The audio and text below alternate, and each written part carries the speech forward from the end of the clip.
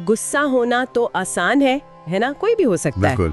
लेकिन सही इंसान पर सही वजह से और सही तरीके से गुस्सा होना, अरिस्टोटल ने कहा था, ये आसान नहीं है। सही बात है, बहुत मुश्किल है ये संतुलन। और आज हम इसी पर बात करने वाले हैं, अपनी भावनाओं मतलब इमोशंस को समझना और संभालना। जी। कभी सोचा है जैसे ट्रैफिक में कोई कट मार दे तो एकदम से पारा चढ़ जाता है। हाँ, होता है अक्सर। या फिर इम्तिहान का डर, पेट में अजीब सी गुड़गुड़। बिल्कुल। और दूसरी तरफ? हाँ, दूसरी तरफ भी है, जैसे किसी दोस्त ने मुश्किल में मदद कर दी तो पूरा दिन बन जाता है। एकदम। तो हमारे पास ना कुछ दिलचस्प लेख हैं जो इसी इमोशनल उतार चढ़ाव को, इस रोलर कोस्टर को समझने में मदद करते हैं। अच्छा। आज का मिशन है ये जानना कि भावनाओं को इंटेलिजेंस मतलब समझदारी से कैसे जोड़ें, जिसे आजकल लोग इमोशनल इंटेलिजेंस या EQ कहते हैं। हाँ, EQ काफी चर्चा में है ये टर्म। चलिए इसे समझते हैं, एक कहानी से शुरू करें। जरूर। न्यूयॉर्क शहर में एक बस ड्राइवर था।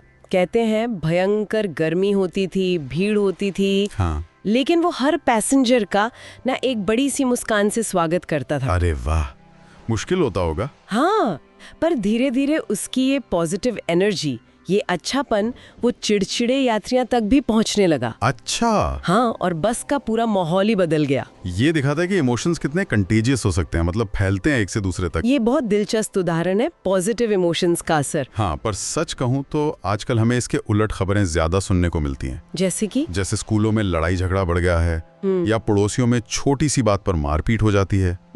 सोशल मीडिया देखो तो बस गुस्सा ही गुस्सा। ये बात तो है, तनाव बढ़ रहा है समाज में। हाँ, एक सोर्स तो ये बताता है कि फ्रस्ट्रेशन, गुस्सा, अकेलापन, ये सब भावनाएं बढ़ रही हैं। लगता है जैसे लोगों का अपनी फीलिंग्स पर कंट्रोल कम हो रहा है। और यहीं पर देखिए साइंस हमारी मदद करता है। पिछले समझिए 10-15 सालों में इमोशंस पे जो रिसर्च हुई है वो कमाल की है। अच्छा, कैसे? ये जो नई ब्रेन इमेजिंग टेक्निक्स हैं, जैसे fMRI। हाँ, सुना है मैंने, दिमाग की तस्वीरें लेते हैं। बिल्कुल। तो इनकी मदद से वैज्ञानिक पहली बार ये ज़्यादा साफ देख पा रहे हैं कि जब हम सोचते हैं या कुछ महसूस करते हैं या गुस्सा होते हैं तो हमारे दिमाग में असल में चल क्या रहा है। अरे वाह, मतलब हम दिमाग के अंदर झांक सकते हैं। हाँ, काफ़ी हद तक। इससे पता चलता है कि भावनाएं कैसे पैदा होती हैं। तो इससे क्या समझने में मदद मिलती है, गुस्से या डर के बारे में? हाँ, उदाहरण के लिए हम देख सकते हैं कि गुस्से या डर के समय दिमाग का एक हिस्सा है, अमिगडाला कहते हैं उसे, हमारा इमोशनल सेंटर। अच्छा, अमिगडाला। वो कैसे एकदम एक्टिव हो जाता है। ये समझने से पता चलता है कि भावनाएं बनती कैसे हैं और क्यों कभी कभी वो हम पर इतनी हावी हो जाती हैं। और ये जानकारी फिर हमें उन्हें बेहतर तरीके से मैनेज करने, संभालने के रास्ते दिखा सकती हैं। अच्छा, तो यहीं पर वो इमोशनल इंटेलिजेंस या EQ का कॉन्सेप्ट आता है जिसकी बात हमने शुरू में की थी। बिल्कुल सही, यहीं पर EQ आता है। और ये किताबी ज्ञान मतलब IQ से अलग है। हाँ, काफी अलग है। देखिए, IQ बताता है कि कोई कितना लॉजिकल है या एकेडमिक रूप से कितना होशियार है। लेकिन EQ का मतलब है अपनी और दूसरों की भावनाओं को समझना और उन्हें सही ढंग से संभालना। अच्छा। एक सोर्स में यह सवाल भी उठाया गया है कि क्यों ज्यादा IQ वाले लोग भी कभी-कभी जिंदगी में उतना सफल नहीं हो पाते। हाँ, जबकि औसत IQ वाले लोग कमाल कर जाते हैं। हाँ, ये तो मैंने भी देखा है। जैसे स्कूल का टॉपर होता है पर शायद वो टीम में अच्छा काम ना कर पाए। बिल्कुल। और कोई और जो शायद पढ़ाई में बस ठीक ठाक था, वो बड़ा होकर बढ़िया लीडर बन जाता है। तो इसका जवाब EQ है? काफी हद तक हाँ। EQ के कुछ मुख्य हिस्से हैं। एक तो है सेल्फ कंट्रोल। सेल्फ कंट्रोल मतलब खुद पर काबू रखना। हाँ, जैसे बहुत गुस्सा आ रहा है पर चिल्लाने के बजाय शांत रहना। फिर है ज़ील और परसिस्टेंस। ज़ील मतलब जोश और परसिस्टेंस मतलब लगे रहना। बिल्कुल, किसी काम के लिए जोश बनाए रखना और मुश्किल आने पर भी हार न मानना। और खुद को मोटिवेट करने की क्षमता। अच्छा, बिना किसी के कहे भी सही काम करते रहना। हाँ, और एक बहुत जरूरी चीज है एम्पैथी। एम्पैथी, दूसरों की भावनाओं को समझना। एकदम सही। ये महसूस कर पाना कि सामने वाला कैसा महसूस कर रहा है, वो क्यों परेशान है या खुश है। ये एम्पैथी तो बहुत ही जरूरी लगती है। अगर हम ये समझ सकें तो शायद आधे झगड़े तो ऐसे ही खत्म हो जाएं। आपने बिल्कुल सही कहा। एम्पैथी ही तो देखभाल मतलब केयरिंग और दूसरों की मदद करने एल्ट्रुइज्म की जड़ है।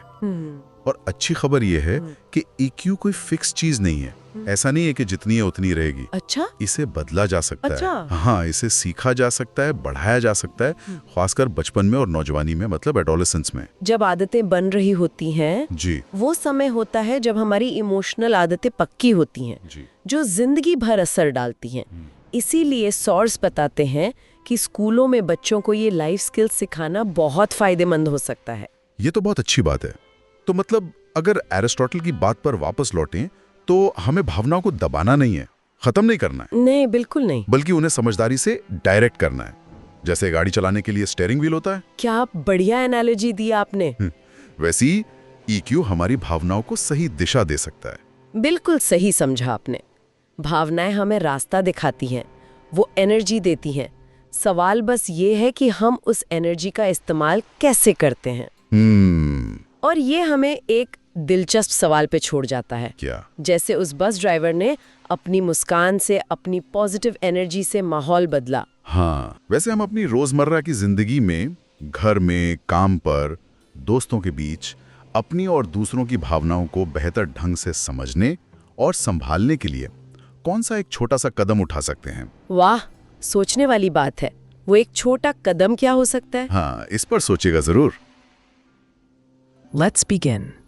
Part 1. भावनात्मक मस्तिष्क, the emotional brain. Chapter 1. भावनाएं किस लिए है? What are emotions for? कभी सोचा है अंधेरे में कोई अजीब सी आवाज सुनकर एकदम से दिल क्यों उछल सा जाता है? हाँ। या किसी अपने के लिए इतना प्यार क्यों उमड़ता है कि लगता है भाई उनके लिए तो कुछ भी कर जाए? ये फीलिंग्स, ये जज्बात आखिर आते कहाँ से हैं? क्या इनका कोई मतलब है या ये बस यूं ही है? ये बहुत अच्छा सवाल है। आज हम इसी दिलचस्प दुनिया को थोड़ा खंगाल रहे हैं। हमारे पास जो जानकारी है उसके आधार पर हम समझेंगे कि हमारी भावनाएं, हमारे इमोशंस असल में क्या काम करते हैं। हाँ। क्या ये सिर्फ दिल का मामला है या दिमाग का भी इसमें कोई बड़ा रोल है? दोनों का है, बिल्कुल। तो चलिए इस जानकारी की तह तक चलते हैं और पता लगाते हैं कि ये भावनाएं हमारी जिंदगी में इतनी जरूरी क्यों हैं। जरूर। पहली बात तो ये समझनी होगी, जैसा कि स्रोत बताते हैं, कि हर भावना का कोई ना कोई मकसद होता है। हाँ, बिल्कुल, पर्पस होता है। ये अक्सर हमें मुश्किल हालात से निकलने में मदद करते हैं। जैसे स्रोत में कहानी है उन माता पिता की जिन्होंने अपनी बेटी को बचाने के लिए एक डूबती हुई ट्रेन से कूदकर अपनी जान दे दी। ये उस गहरे प्यार को दिखाता है जो कभी कभी खुद को बचाने के इंस्टिंक्ट से भी ज्यादा ताकतवर हो सकता है। हाँ, और इसे एवोल्यूशन के नज़रिए से देखें, मतलब लाखों सालों में जो बदलाव हुए हैं, तो भावनाएं हमें जिंदा रहने और अपने परिवार को आगे बढ़ाने में मदद करने के लिए ही बनी हैं। अच्छा। डर हमें खतरे से सावधान करता है। जैसे स्रोत में वो बर्फीले तूफान में फंसे ड्राइवर का उदाहरण है। हाँ। उसे अचानक डर लगा और उसने गाड़ी रोक दी और शायद उसकी जान बच गई। ये वैसे ही है जैसे कोई तेज हॉर्न सुनकर हम फौरन पीछे हट जाते हैं। बिल्कुल, ऑटोमेटिक रिएक्शन। हाँ, शरीर का एक ऑटोमेटिक सेफ्टी रिएक्शन है। और ये जानना भी जरूरी है कि हर भावना शरीर को एक खास एक्शन के लिए तैयार करती है। एक्शन के लिए कैसे? जैसे गुस्से में खून हाथों की तरफ तेजी से दौड़ता है ताकि हम लड़ सकें या कुछ मजबूती से पकड़ सकें। अच्छा। डर लगने पर खून पैरों की तरफ भागता है ताकि हम तेजी से भाग सकें। राइट। फाइट और फ्लाइट। एग्जैक्टली। और खुशी हमें रिलैक्स करती है, नई चीजें सीखने या आजमाने का हौसला देती है। ये सब हमारे सोचे बिना ऑटोमेटिक होता है, जैसे दिमाग में पहले से प्रोग्राम किया हुआ हो। ये शारीरिक तैयारी अक्सर सोचने वाले दिमाग से भी तेज होती है। अच्छा, तो ये फिजिकल रिएक्शन इतना तेज होता है, पर उस वक्त दिमाग में क्या चल रहा होता है? क्या सोचने समझने की जगह बस ये जज्बात ही हावी हो जाते हैं? मैंने सुना है हमारे पास 2 तरह के दिमाग होते हैं। आपने बिल्कुल सही सुना। एक तरह से हमारे पास 2 मन हैं। हाँ। एक सोचने समझने वाला, तर्क वाला मन, जिसे रैशनल माइंड कहते हैं, और दूसरा महसूस करने वाला, जज्बाती मन, यानी इमोशनल माइंड। अच्छा, जिसे हम आम भाषा में दिमाग और दिल कह देते हैं। हाँ, बिल्कुल वही। ज्यादातर वक्त ये दोनों मिलकर काम करते हैं, एक बैलेंस बनाकर। हमारी सोच भावनाओं को राह दिखाती है और भावनाएं हमारी सोच को जरूरी जानकारी और कह सकते हैं एनर्जी देती हैं। अच्छा। लेकिन जब भावनाएं बहुत तेज हो जाती हैं, जैसे बहुत ज्यादा गुस्सा या खौफ, तब ये जज्बाती मन यानी दिल सोचने वाले मन यानी दिमाग पर काबू पा लेता है। ओह, अच्छा। इसे कभी कभी इमोशनल हाईजैक भी कहते हैं। इमोशनल हाईजैक, इस सिलसिले में स्रोत में एक बहुत ही दुखद कहानी है। हाँ। एक पिता ने गलती से अपनी ही बेटी को गोली मार दी। रात में उसे लगा कि घर में कोई घुस आया है और गहरे डर के मारे बिना देखे कि सामने कौन है उसने बंदूक चला दी। डर इतना हावी हो गया कि सोचने समझने का पहचानने का वक्त ही नहीं मिला। हाँ, ये इसीलिए होता है क्योंकि हमारा ये जज्बाती दिमाग का जो सिस्टम है ये बहुत पुराना है। पुराना? कितना पुराना? मतलब ये उस जमाने में विकसित हुआ जब इंसानों के लिए खतरा हर कोने में था। जंगली जानवर, दुश्मन कबीले, तब जिंदा रहने के लिए फौरन रिएक्शन देना जरूरी था। हाँ, सोचने का टाइम नहीं था। बिल्कुल, बिना ज्यादा सोचे एक्शन लेना, जान बचाने के लिए। आज हमारी दुनिया बहुत बदल गई है। खतरे अलग तरह के हैं, ज्यादातर सिंबॉलिक हैं, फिजिकल नहीं, है ना? हाँ बिल्कुल, रोजमर्रा के स्ट्रेस अलग है। हाँ, लेकिन हमारा वो पुराना जज्बाती रिएक्शन सिस्टम अब भी काफी हद तक वैसा ही है। वो पुरानी वायरिंग आज भी मौजूद है। तो इसका मतलब है कि हमारे अंदर आज भी वो पुराने ऑटोमेटिक इमोशनल रिएक्शंस दबे हुए हैं। हाँ, और इसीलिए कभी-कभी आज की छोटी-मोटी बातों पर भी हम वैसा बड़ा रिएक्शन दे देते हैं, जैसे ट्रैफिक जैम में किसी पर चीख पड़ना। एग्जैक्टली। ये वही पुराना सिस्टम है जो आज की सिचुएशन में मतलब गड़बड़ कर रहा है। बिल्कुल सही समझा आपने। संक्षेप में कहें तो हमारी भावनाएं सिर्फ एहसास नहीं बल्कि लाखों साल पुराने एक्शन प्लान्स हैं। Action plans. हाँ, जो हमें रास्ता दिखाने के लिए बनी हैं। हमारे पास ये सोचने वाला और महसूस करने वाला मन साथ साथ चलते हैं, पर तनाव या खतरे के वक्त जज्बाती मन अक्सर ड्राइवर सीट पर आ जाता है। ये एक तरह का पुराना ऑटो पायलट है जो सुरक्षा के लिए बना था, पर आज की दुनिया में कभी-कभी गलत बटन दबा देता है। ये समझना कि हमारी भावनाएं कैसे काम करती हैं और ये दिल और दिमाग का खेल कैसे चलता है, ये सिर्फ दिलचस्प ही नहीं बल्कि शायद खुद को और दूसरों के रिएक्शंस को बेहतर समझने में मददगार हो सकता है। बिल्कुल, सेल्फ अवेयरनेस बढ़ती है इससे। शायद हम समझ पाए कि क्यों कभी-कभी हम ऐसा कुछ कर बैठते हैं जो हम बाद में नहीं करना चाहते थे। सही बात है। और जाते जाते सुनने वालों के लिए एक सवाल छोड़ जाते हैं। अगर हमारी एक गहरी भावनाएं और प्रतिक्रियाएं इतनी पुरानी और ऑटोमेटिक हैं, तो आज की इस तेज रफ्तार कॉम्प्लेक्स दुनिया में जहां खतरे अक्सर अलग होते हैं, हम इन्हें बेहतर तरीके से संभालना, इन्हें काबू में रखना कैसे सीख सकते हैं? ये सोचने वाली बात है। इस पे जरूर सोचिएगा। Now let's begin. Part 1, भावनात्मक मस्तिष्क, the emotional brain. Chapter 2, भावनात्मक अपहरण की शारीरिक रचना, anatomy of an emotional hijacking. नमस्कार। कभी ऐसा हुआ है आपके साथ कि सड़क पर किसी से जरा सी बात पर झगड़ा हो गया, या शायद एग्जाम का टेंशन था और घर में किसी पर बेवजह गुस्सा निकल गया और बाद में आपने सोचा, अरे मैंने ये क्या कर दिया, ये क्यों किया मैंने? हाँ, बिल्कुल होता है। तो आज हम इसी चीज के बारे में थोड़ी बात कर रहे हैं, जिसे कुछ लोग इमोशनल हाईजैकिंग कहते हैं। मतलब वो पल जब हमारी फीलिंग्स लगता है जैसे हमारे दिमाग को कंट्रोल कर लेती हैं। सही। हमारे पास कुछ रिसर्च है, कुछ स्टडीज हैं जो बताती हैं कि हमारा ब्रेन खासकर तेज भावनाओं को कैसे प्रोसेस करता है।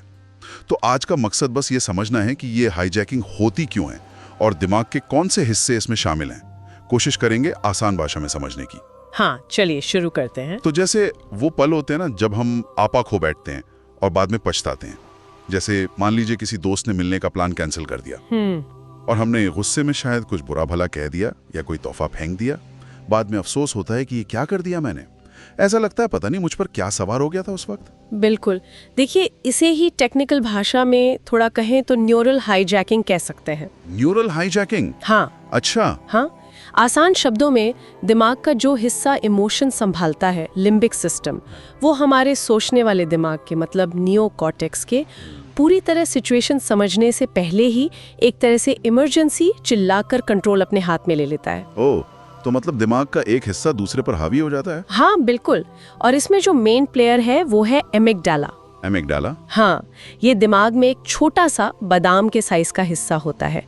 आप इसे हमारे इमोशनल सेंटर का कह लीजिए अलार्म सिस्टम या चौकीदार समझ सकती हैं। Alarm system? हाँ, ये खतरा, डर, गुस्सा, यहाँ तक कि तेज खुशी जैसी गहरी फीलिंग्स को यही संभालता है।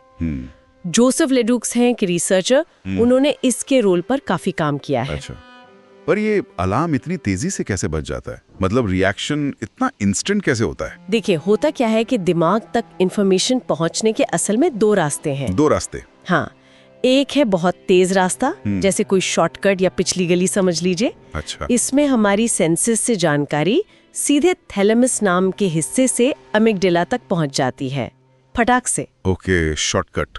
दूसरा रास्ता थोड़ा लंबा है, मेन रोड जैसा।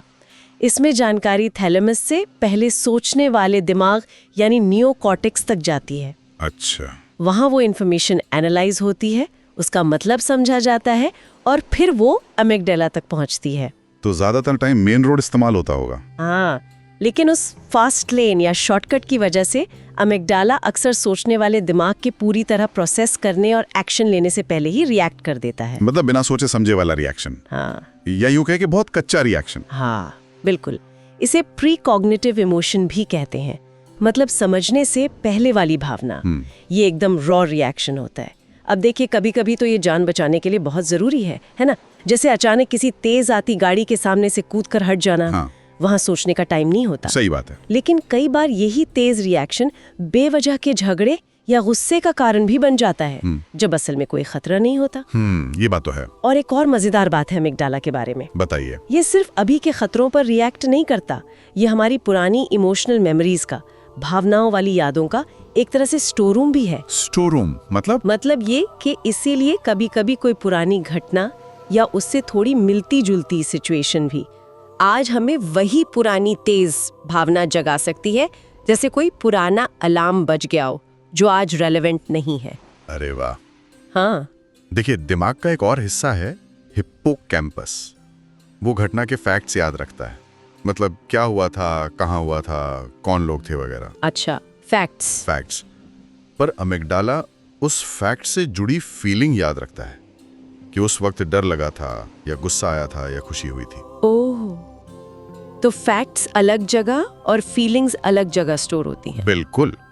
और खासकर बचपन की जो बहुत शुरुआती यादें होती हैं, जब शायद हमारे पास भाषा भी नहीं होती उन्हें बयान करने के लिए, हाँ, वो यादें भी अमिगडाला में बिना शब्दों के सिर्फ भावनाओं के रूप में दर्ज हो जाती हैं। अच्छा, तो इसीलिए शायद कभी कभी हमें समझ नहीं आता कि हम किसी छोटी सी बात पर इतना ज्यादा रिएक्ट क्यों कर रहे हैं, क्योंकि वो किसी पुरानी बिना शब्द वाली याद से जुड़ा है।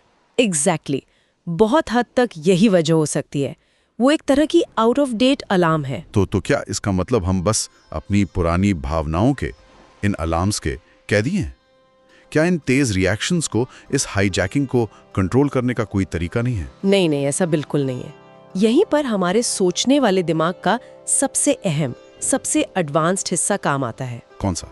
Prefrontal cortex. ये हमारे माथे के ठीक पीछे होता है। Prefrontal cortex. हाँ, इसे आप दिमाग का एग्जीक्यूटिव या मैनेजर समझ सकती हैं। मैनेजर, अच्छा। इसका काम है सिचुएशन को ठीक से समझना, एनालाइज करना। ये अमिगडाला से आने वाले अलार्म को देखता है, समझता है कि क्या ये सचमुच इमरजेंसी है, और फिर उसे शांत करने में मदद करता है। ये हमें सोच समझ के रिस्पॉन्स चुनने में मदद करता है। जैसे वो उदाहरण होता है ना कि फोन पर कोई घबराई हुई आवाज में बात कर रहा है, लेकिन हम शांत रह के पूरी बात सुनते और फिर जवाब देते। फ्रंटल कॉर्टेक्स का काम है अमिगडाला के पहले रिएक्शन को काबू करके सही प्रतिक्रिया देना। पर यहाँ एक और बात ध्यान देने वाली है जी। जब तेज भावनाएं जैसे बहुत ज्यादा चिंता या गुस्सा हम पर हावी होती हैं, तो वो इस मैनेजर यानी प्रीफ्रंटल कॉर्टेक्स के काम में रुकावट डाल सकती हैं। खास तौर पर हमारी वर्किंग मेमोरी पर असर पड़ता है। मतलब उस वक्त साफ साफ सोचने समझने की, चीजों को याद रखने की क्षमता कम हो जाती है। हाँ, इसलिए तो हम कहते हैं ना कि परेशानी में मेरा तो दिमाग ही काम नहीं कर रहा। बिल्कुल वही होता है, प्रीफ्रंटल कॉर्टेक्स ठीक से काम नहीं कर पाता। हाँ। और देखिए, ये मैनेजर सिर्फ भावनाओं को दबाता नहीं है। असल में एक और रिसर्चर है, डॉक्टर एंटोनियो डमासियो। उनकी रिसर्च बताती है कि भावनाएं तर्क संगत यानी रैशनल फैसले लेने के लिए जरूरी हैं। वो हमारी दुश्मन नहीं है। भावनाएं जरूरी हैं लॉजिक के लिए? ये तो उल्टा लग रहा है। हाँ, सुनने में लगता है, पर सोचिए, हमारी पिछली इमोशनल लर्निंग, जैसे किसी इन्वेस्टमेंट में हुए नुकसान का अनुभव, वो डर हमें गाइड करता है ना? हाँ, वो एक तरह की गट फीलिंग देता है। सही कहा। वो गट फीलिंग हमें सही दिशा दिखाती है, जहां हमारा लॉजिक या तर्क बेहतर काम कर सकता है। तो असल में हमारे पास दो तरह के दिमाग हैं, एक सोचने वाला और एक महसूस करने वाला, और दोनों का साथ काम करना जरूरी है। वाह, मतलब लक्ष्य भावनाओं को खत्म करना नहीं है, बल्कि सोच और भावनाओं में, या कह लें सिर और दिल में एक तालमेल, एक बैलेंस बिठाना है। एग्जैक्टली बिल्कुल यही। इसी तालमेल को तो इमोशनल इंटेलिजेंस कहते हैं। समझ गया। तो आज हमने ये समझा कि कैसे अमिगडाला वो तेज इमोशनल रिएक्शन, वो हाईजैकिंग शुरू कर सकता है, और कैसे प्रीफ्रंटल कॉर्टेक्स, हमारा मैनेजर, उसे संभालने में और सोच समझकर रिएक्ट करने में मदद करता है। सही। और ये भी कि भावनाएं और तर्क असल में दुश्मन नहीं बल्कि साथी हैं जो मिलकर बेहतर काम करते हैं। बिल्कुल। तो जाते जाते एक सवाल मैं श्रोताओं के लिए छोड़ना चाहूंगा सोचने के लिए। जरूर। अगर जैसा आपने बताया हमारे बचपन की वो शुरुआती भावनात्मक सीख जो शायद बिना शब्दों के ही बनी थी, हमारे अमिगडाला में जमा है, तो जरा सोचिए, ये खामोश बिना शब्दों वाली यादें आज हमारे रोज के रिएक्शंस और हमारे रिश्तों पर कितना गहरा असर डाल रही होंगी। शायद ऐसा असर जिसका हमें एहसास तक नहीं होता। Part 1. Bhavanatmak Mastishk, the emotional brain, is completed. Now let's begin. Part 2. The nature of emotional intelligence. Chapter 1. When smart is dumb. आज ना हम एक अजीब सी पहेली पर बात कर रहे हैं। क्यों कुछ इतने इंटेलिजेंट, मतलब एकेडमिकली एकदम ब्रिलियंट लोग अपनी जिंदगी में कभी-कभी बहुत बड़ी गलतियां कर देते हैं। जैसे वो फिजिक्स वाले छात्र की कहानी सुनी होगी, हार्वर्ड जाने का सपना था और बस एक बी ग्रेड मिला तो अपने ही टीचर पर चाकू चला दिया। हाँ, ये वाकई चौंकाने वाली बात है। अजीब है ना? मतलब इतना तेज दिमाग और ऐसी हरकत। बिल्कुल। ये दिखाता है कि शायद किताबी ज्ञान, जिसे हम एकेडमिक इंटेलिजेंस कहते हैं, और जिंदगी को संभालने की जो समझ होती है, वो शायद बिल्कुल अलग चीजें हैं। सही कहा। तो हमारे पास जो जानकारी है वो इसी गुत्थी को, इसी फर्क को समझने में मदद करती है। तो चलिए आज इसी विषय की थोड़ी गहराई में उतरते हैं। हाँ। और समझते हैं एक अलग तरह की इंटेलिजेंस को, जो शायद क्या पता आईक्यू से भी ज्यादा जरूरी हो। बिल्कुल सही। ये एक बहुत आम सोच है कि भाई आईक्यू अच्छा है, ग्रेड्स बढ़िया हैं तो लाइफ सेट है। पर हकीकत काफी अलग है। अच्छा। हाँ, कई स्टडीज हुई हैं इस पर। जैसे हार्वर्ड के ही छात्रों पर एक बहुत लंबी रिसर्च चली थी, या फिर वो जो स्कूल में हमेशा टॉप करते हैं, जिन्हें वैलेडिक्टोरियंस कहते हैं, हाँ। उन पर हुई स्टडी भी यही दिखाती है कि कॉलेज के बाद की जिंदगी में सक्सेस या खुशी या अच्छी रिलेशनशिप्स, इनका ऊंचे टेस्ट स्कोर से कोई सीधा और मजबूत कनेक्शन वो नहीं मिलता। सच में? मतलब टॉप करना ही सब कुछ नहीं है? ये तो बड़ी बात है। हाँ, ये थोड़ा सरप्राइजिंग लगता है शुरू में। तो फिर अगर आईक्यू नहीं तो क्या? वो जो कहते हैं कि सक्सेस में आईक्यू का हाथ सिर्फ कितना, 20%? हाँ, लगभग यही माना जाता है कि जीवन में सफलता के लिए आईक्यू का कंट्रीब्यूशन शायद सिर्फ 20% के आसपास है। तो बाकी 80% वो कहाँ से आता है? यही है वो इमोशनल इंटेलिजेंस। हाँ बिल्कुल। काफी हद तक वो जो 80% वाला गैप है ना, उसे भरने में इमोशनल इंटेलिजेंस या EI, मतलब भावनात्मक समझदारी का बहुत बड़ा रोल है। EI, इमोशनल इंटेलिजेंस, ठीक है। ये वो एबिलिटी है, वो काबिलियत जिससे हम अपनी और दूसरों की फीलिंग्स को समझते हैं, उन्हें मैनेज करते हैं। अच्छा। इसमें मोटे तौर पे 5 बातें आती हैं। 5 बातें क्या क्या है वो? देखिए, पहला है सेल्फ अवेयरनेस, मतलब ये जानना कि आप ठीक अभी कैसा महसूस कर रहे हैं और क्यों कर रहे हैं, खुद को समझना। सेल्फ अवेयरनेस, ठीक है। दूसरा है मैनेजिंग इमोशंस, अपने गुस्से को या निराशा को या चिंता को काबू में रखना ताकि वो आप पर हावी ना हो जाए। वो जो फिजिक्स छात्र वाली बात थी, हाँ, शायद यही वो स्किल थी जो उस वक्त काम नहीं आई। समझ गया। तीसरा क्या है? तीसरा है सेल्फ मोटिवेशन, मतलब मुश्किल आ गई, कोई सेटबैक हुआ, फिर भी हार नहीं मानना, अपने गोल पर टिके रहना। ये तो बहुत जरूरी है। बिल्कुल।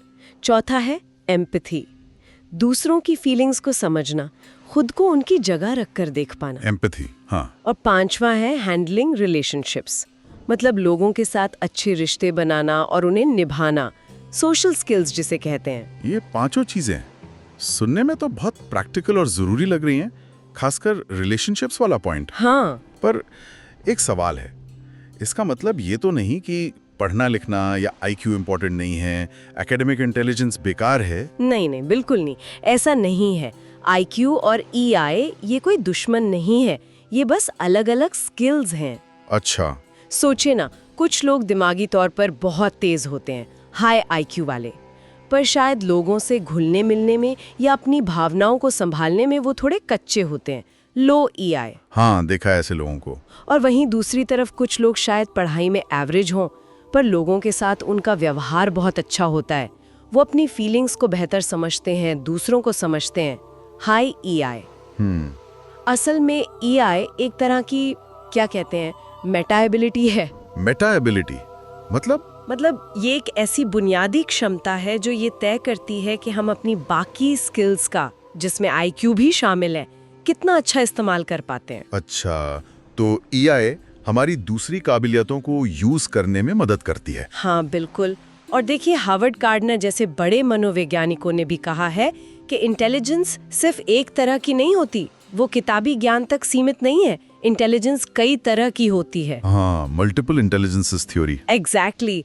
तो EI उसी ब्रॉडर नजरिए का, उसी बड़ी पिक्चर का हिस्सा है। तो ये EI हमें सिर्फ कामयाबी ही नहीं बनाती, बल्कि शायद ज्यादा खुशहाल, ज्यादा सेटिस्फाइड इंसान बनने में भी मदद करती है। बिल्कुल, रिसर्च तो यही दिखाती है, जो लोग अपनी और दूसरों की भावनाओं को बेहतर समझते और संभालते हैं, वो जिंदगी के हर पहलू में, चाहे वो रिश्ते हो, काम हो, ज्यादा सक्सेसफुल और ज्यादा संतुष्ट पाए जाते हैं। और सबसे जरूरी बात, या शायद सबसे अच्छी बात, क्या इसे सीखा जा सकता है, इम्प्रूव किया जा सकता है? क्योंकि IQ के बारे में तो कहते हैं कि वो काफी हद तक फिक्स रहता है। हाँ, ये तो सबसे अच्छी बात है EI की। अनलाइक IQ, जिसे बदलना बहुत मुश्किल माना जाता है, EI की जो स्किल्स हैं, self awareness, managing emotions, empathy, इन्हें सीखा जा सकता है, सुधारा जा सकता है। सच में? हाँ, ये आदतें हैं, ये सोचने और रिएक्ट करने के तरीके हैं जिन्हें हम प्रैक्टिस से बेहतर कर सकते हैं। ये कोई फिक्स्ड ट्रेट नहीं है। वाह, ये तो बहुत होपफुल बात है। मतलब कोई भी इस पर काम कर सकता है। बिल्कुल। तो सारी ये निकलता है कि किताबी होशियारी, एकेडमिक इंटेलिजेंस, वो शायद आपको रेस शुरू करने में मदद करे। हाँ, एक स्टार्टिंग पॉइंट दे सकती है। पर जिंदगी की लंबी दौड़ में आगे बढ़ने और टिके रहने में इमोशनल इंटेलिजेंस ज्यादा काम आती है। ये सिर्फ स्मार्ट होने की बात नहीं, बल्कि समझदार होने की बात है। बिल्कुल सही कहा आपने। स्मार्ट होना और समझदार होना, इसमें फर्क है। और EI आपको समझदार बनाती है।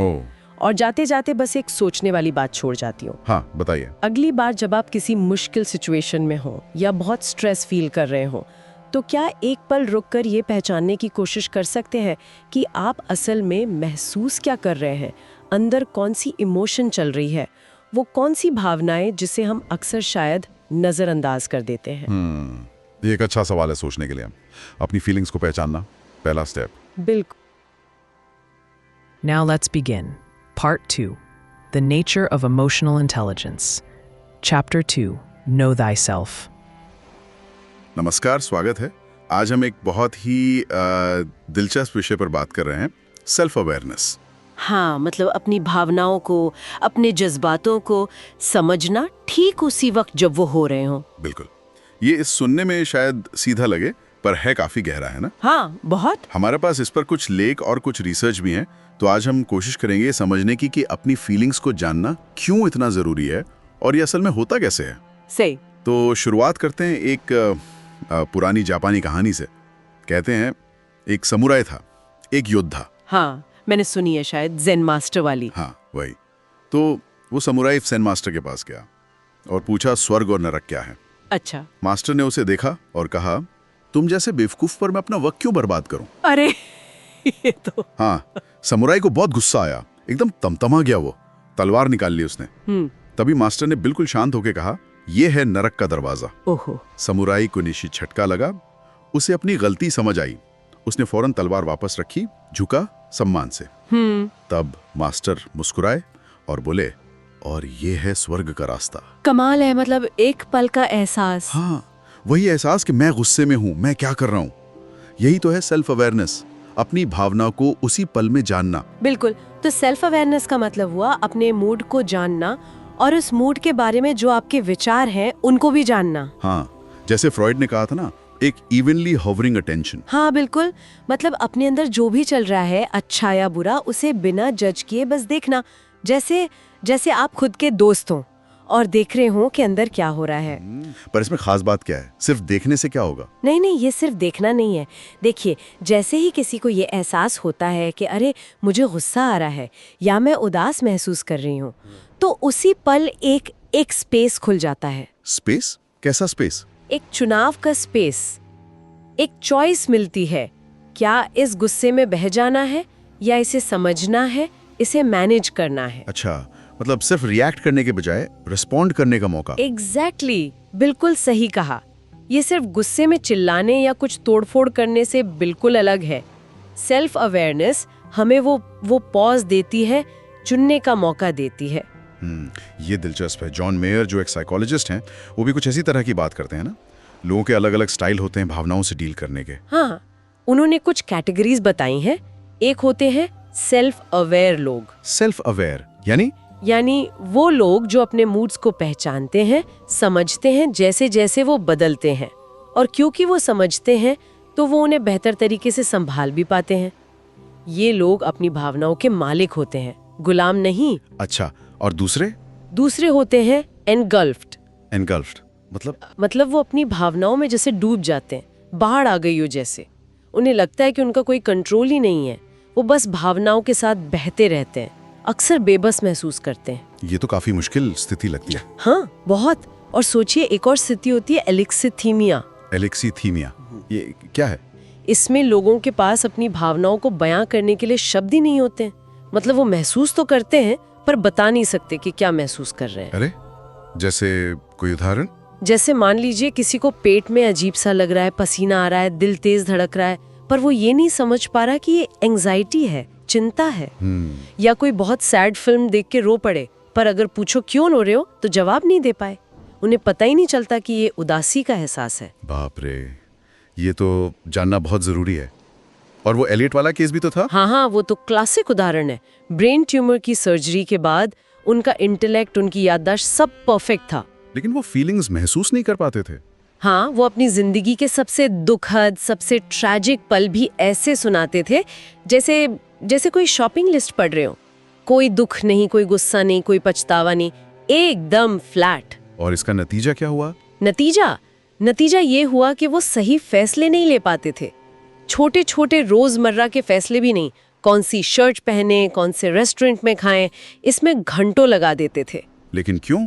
लॉजिक तो था उनके पास। यही तो असली बात है।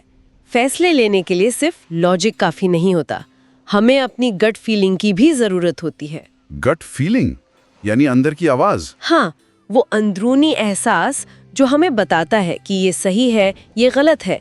ये एहसास असल में हमारी भावनाओं से ही आते हैं।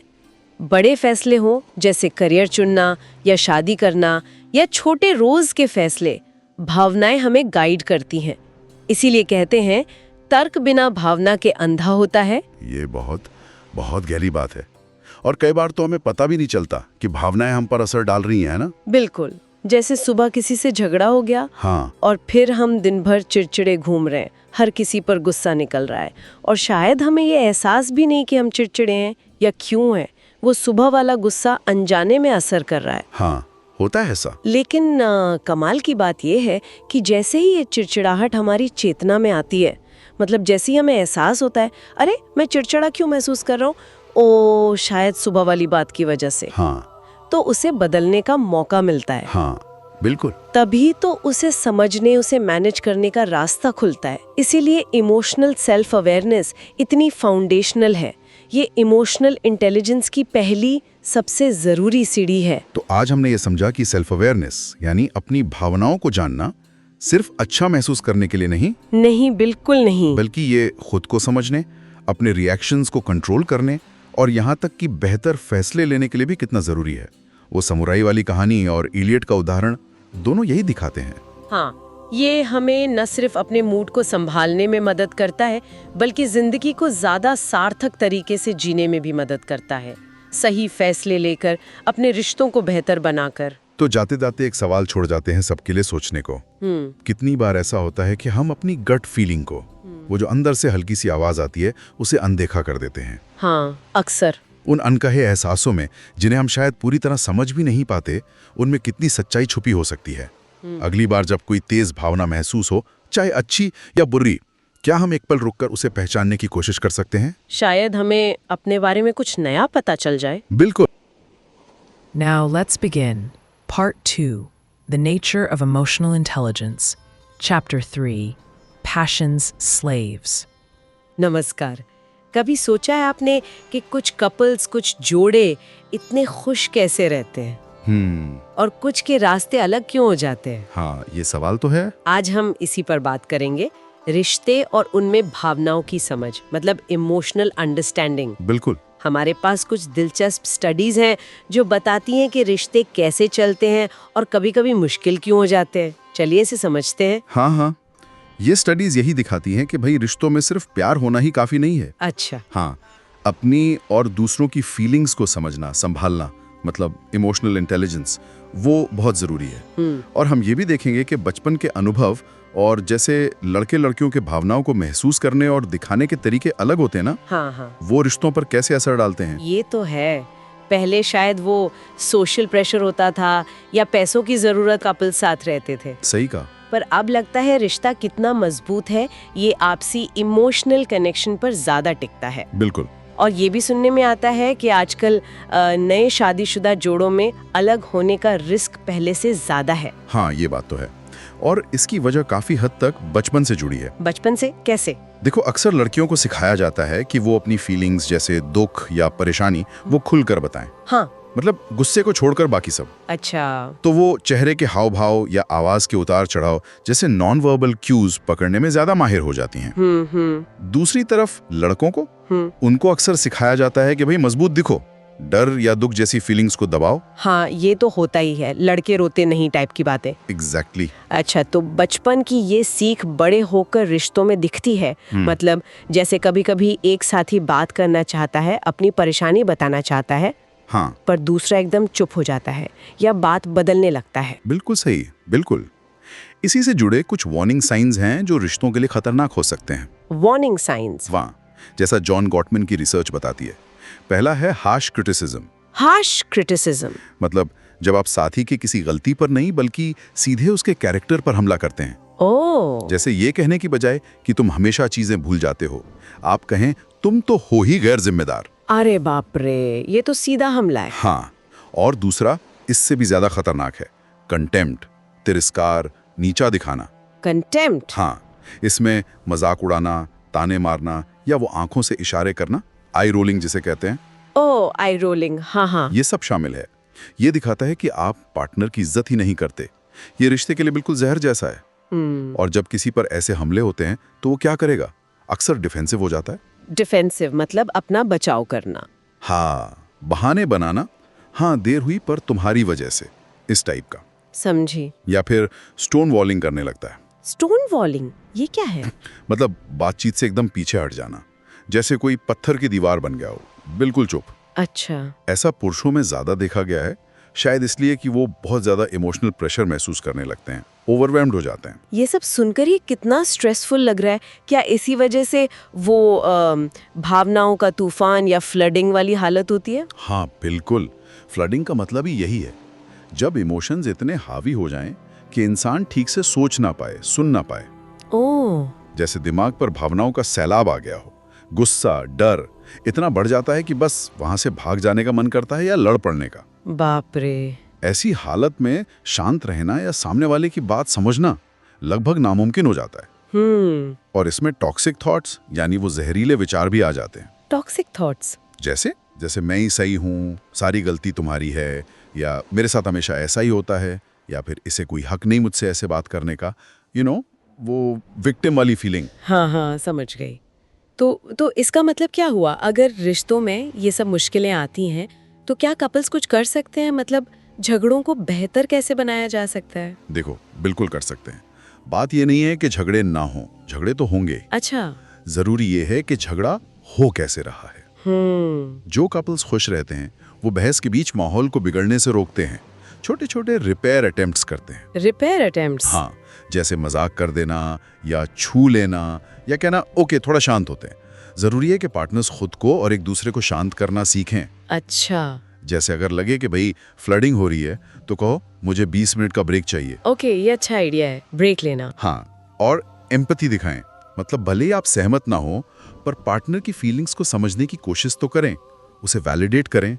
हाँ, बिना डिफेंसिव हुए सुने और अपनी बात कहें। एग्जैक्टली वो XYZ फॉर्मूला काफी मदद कर सकता है। XYZ formula? हाँ, जब तुमने X किया, जैसे बिना बताए देर से आए, तो मुझे Y महसूस हुआ, जैसे मुझे अनदेखा और गुस्सा महसूस हुआ। मैं चाहूंगी कि तुम Z करो, जैसे अगली बार प्लीज कॉल करके बता दो। ओ, ये तो काफी सीधा और साफ तरीका है। XYZ। हाँ, शिकायत करें, हमला नहीं। मतलब काम या बर्ताव पर बात करें, इंसान के कैरेक्टर पर नहीं। सही। और सबसे जरूरी, जब माहौल शांत हो तब एक दूसरे की तारीफ करें, छोटी छोटी बातों के लिए शुक्रिया कहें, सम्मान दिखाएं। देखो, ये स्किल्स हैं, सीखने में वक्त लगता है, प्रैक्टिस करनी पड़ती है, क्योंकि बचपन की आदतें बदलना आसान नहीं होता। हाँ, वो तो है। पर ये मुमकिन है। तो कुल मिला के बात यह है कि आप किस मुद्दे पर असहमत हैं। इससे ज्यादा जरूरी ये है कि आप उस असहमति को संभालते कैसे हैं। बिल्कुल सही। और अच्छी बात यह है कि ये इमोशनल स्किल्स सीखी जा सकती हैं, प्रैक्टिस की जा सकती हैं, बिल्कुल, जिससे रिश्ते और मजबूत हो सकते हैं। बिल्कुल। और जाते जाते एक बात सोचने के लिए छोड़ जाते हैं, हाँ, कि हमारे बचपन में भावनाओं को संभालने के जो तरीके हमने सीखे थे, वो आज अनजाने में हमारे रिश्तों को कैसे चला रहे हैं, और क्या हम उन पुराने पैटर्न्स को पहचान कर, समझ कर उन्हें बदल सकते हैं, ताकि हमारे आज के रिश्ते और गहरे और खुशहाल बन सकें। Now let's begin. Part 2, The Nature of Emotional Intelligence. Chapter 4, The Master Aptitude. स्वागत है। आज हम कुछ बहुत ही दिलचस्प स्रोतों पर बात करने वाले हैं। ये स्रोत बताते हैं कि हमारी भावनाएं, मतलब इमोशंस, हमारी सोच और हमारी सफलता को कैसे प्रभावित करती हैं। कभी ऐसा महसूस हुआ है कि जैसे डर या चिंता के मारे ना दिमाग एकदम काम करना बंद कर गया हो? मेरे साथ हुआ था एक बार। कॉलेज में कैलकुलस का एग्ज़ाम था और मेरी तैयारी बिल्कुल भी नहीं थी, सच कहूँ तो। और डर के मारे मेरा दिमाग एकदम ब्लैंक हो गया। मतलब सच में, मैं बस वहाँ बैठी रही, कुछ सोच ही नहीं पा रही थी। तो आज की चर्चा कुछ इसी बारे में है कि इमोशंस कैसे हमारे दिमाग पर हावी हो सकते हैं, या फिर शायद उसे बेहतर काम करने में मदद भी कर सकते हैं। हाँ, बिल्कुल। और देखिए, ये स्रोत साफ बताते हैं कि ये सिर्फ परीक्षा का डर नहीं है। जब हम बहुत ज़्यादा चिंतित होते हैं या गुस्से में या दुखी होते हैं, तो हमारी जो सीखने की, नई चीज़ें समझने की क्षमता है, वो कम हो जाती है। इसे समझने के लिए हमें वर्किंग मेमोरी को देखना होगा। ये दिमाग का वो हिस्सा है जो ज़रूरी जानकारी को पकड़ कर रखता है, ताकि हम किसी काम पर ध्यान दे सकें, मतलब फोकस कर सकें। तो जो तेज़ भावनाएं हैं, वो इस वर्किंग मेमोरी पर, आप कह सकते हैं, बोझ डाल सकती हैं, जिससे ना सिर्फ सोचना मुश्किल होता है, बल्कि नई जानकारी याद रखना भी कठिन हो जाता है। ओहो, तो मतलब ज़्यादा टेंशन तो फिर पढ़ाई में पक्का नुकसानदायक है। लेकिन सोर्स में एक बड़े मज़ेदार टेस्ट का जिक्र है, मार्शमेलो टेस्ट। छोटे बच्चों को एक मार्शमेलो दिया और कहा कि अगर वे थोड़ी देर रुक जाएं तो उन्हें 2 मिलेंगे। सोचकर ही लगता है कि उन बच्चों के लिए कितना मुश्किल रहा होगा, है ना? बिल्कुल। और ये साधारण सा टेस्ट, ये कमाल का साबित हुआ। जिन 4 साल के बच्चों ने इंतजार किया, वो बड़े होकर ज्यादा सेल्फ कॉन्फिडेंट बने, तनाव को बेहतर ढंग से झेल पाए और पढ़ाई में भी ज्यादा सफल हुए। यहाँ तक कि उनके स्कूल के जो फाइनल एग्जाम्स होते हैं, जैसे SAT, उनमें भी काफी ज्यादा नंबर आए उनके। ये दिखाता है कि अपनी इच्छाओं पर काबू पाना, मतलब जिसे इम्पल्स कंट्रोल कहते हैं, वो कितना जरूरी है। ये असल में इमोशनल सेल्फ रेगुलेशन, यानी अपनी भावनाओं को संभालने की नींव है। वाह, मतलब सब्र का फल वाकई मीठा होता है। ये तो कमाल की बात है। लेकिन ये जो इम्पल्स कंट्रोल वाली बात है, क्या ये सिर्फ बच्चों तक ही सीमित है, या बड़ों में भी ये संयम इसी तरह काम करता है? ये अच्छा सवाल है। और स्रोत इशारा करते हैं कि हाँ, ये सिद्धांत बड़ों पर भी लागू होता है। अपनी भावनाओं और इच्छाओं को कंट्रोल करने की क्षमता, वो लाइफ लॉन्ग सफलता के लिए महत्वपूर्ण रहती है।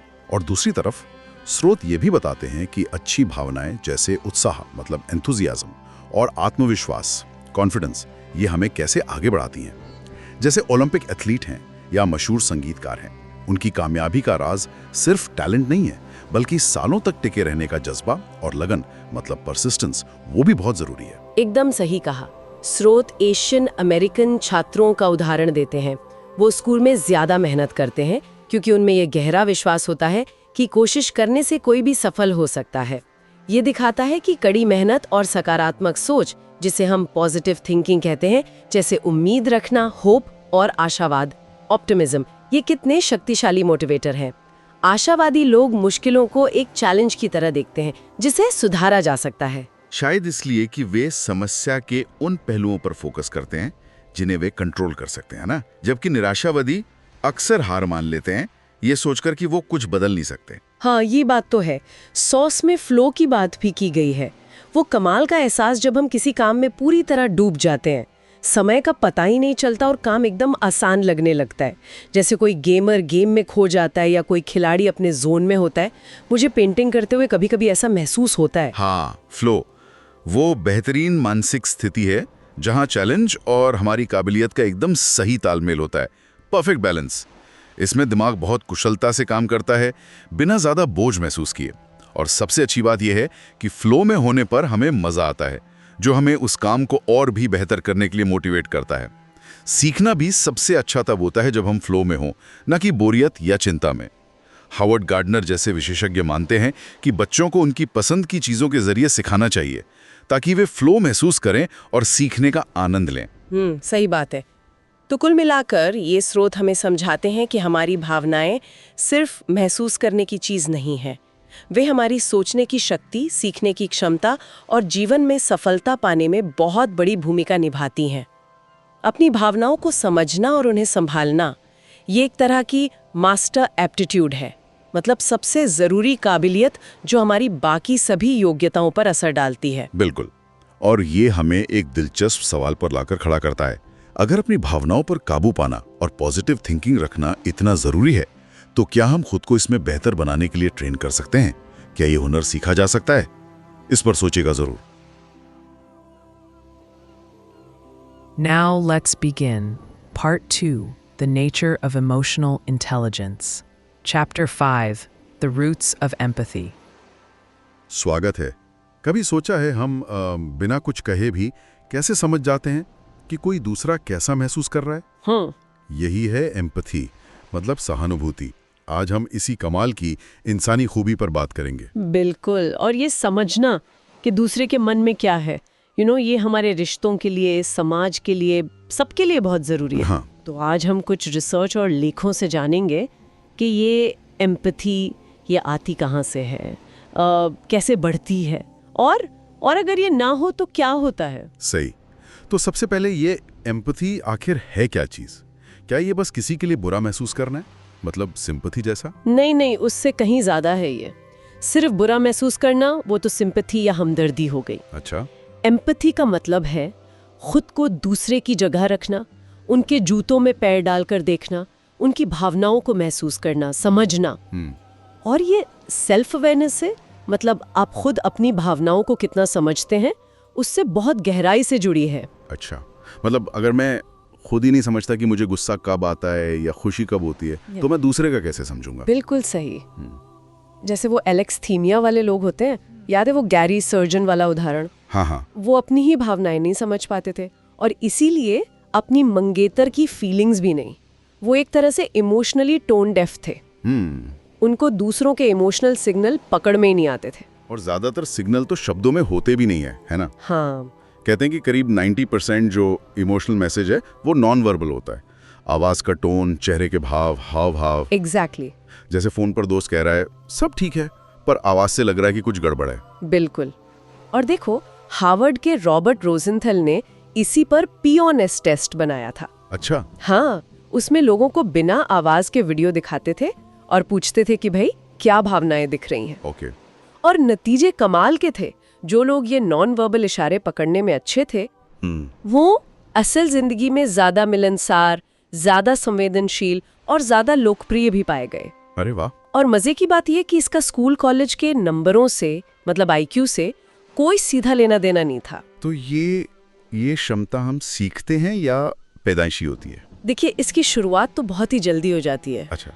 हाँ, नवजात बच्चे भी अगर कोई दूसरा बच्चा रो रहा हो तो उसकी आवाज सुनकर परेशान हो जाते हैं, रोने लगते हैं। हाँ, ये तो देखा है। और करीब 1 साल के आसपास बच्चे दूसरों को दुखी देखकर उनकी नकल करते हैं।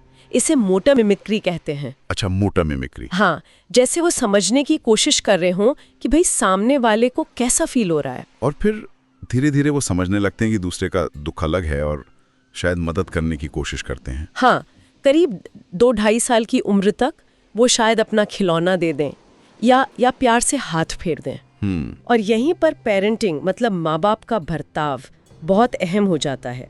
डैनियल स्टर्न ने अट्यूनमेंट की बात की थी। अट्यूनमेंट। हाँ, मतलब पेरेंट्स बच्चे की भावनाओं को कितना समझते हैं और उस पर सही तरीके से रिस्पॉन्ड करते हैं। अच्छा, तो मतलब बच्चे को सिर्फ ये बोलना कि ये मत करो, ये गलत है, इससे बेहतर है कि बताएं कि उनके काम से दूसरे को कैसा लगा। बिल्कुल, जैसे देखो तुमने धक्का दिया तो उसे चोट लगी ना, वो रो रहा है देखो।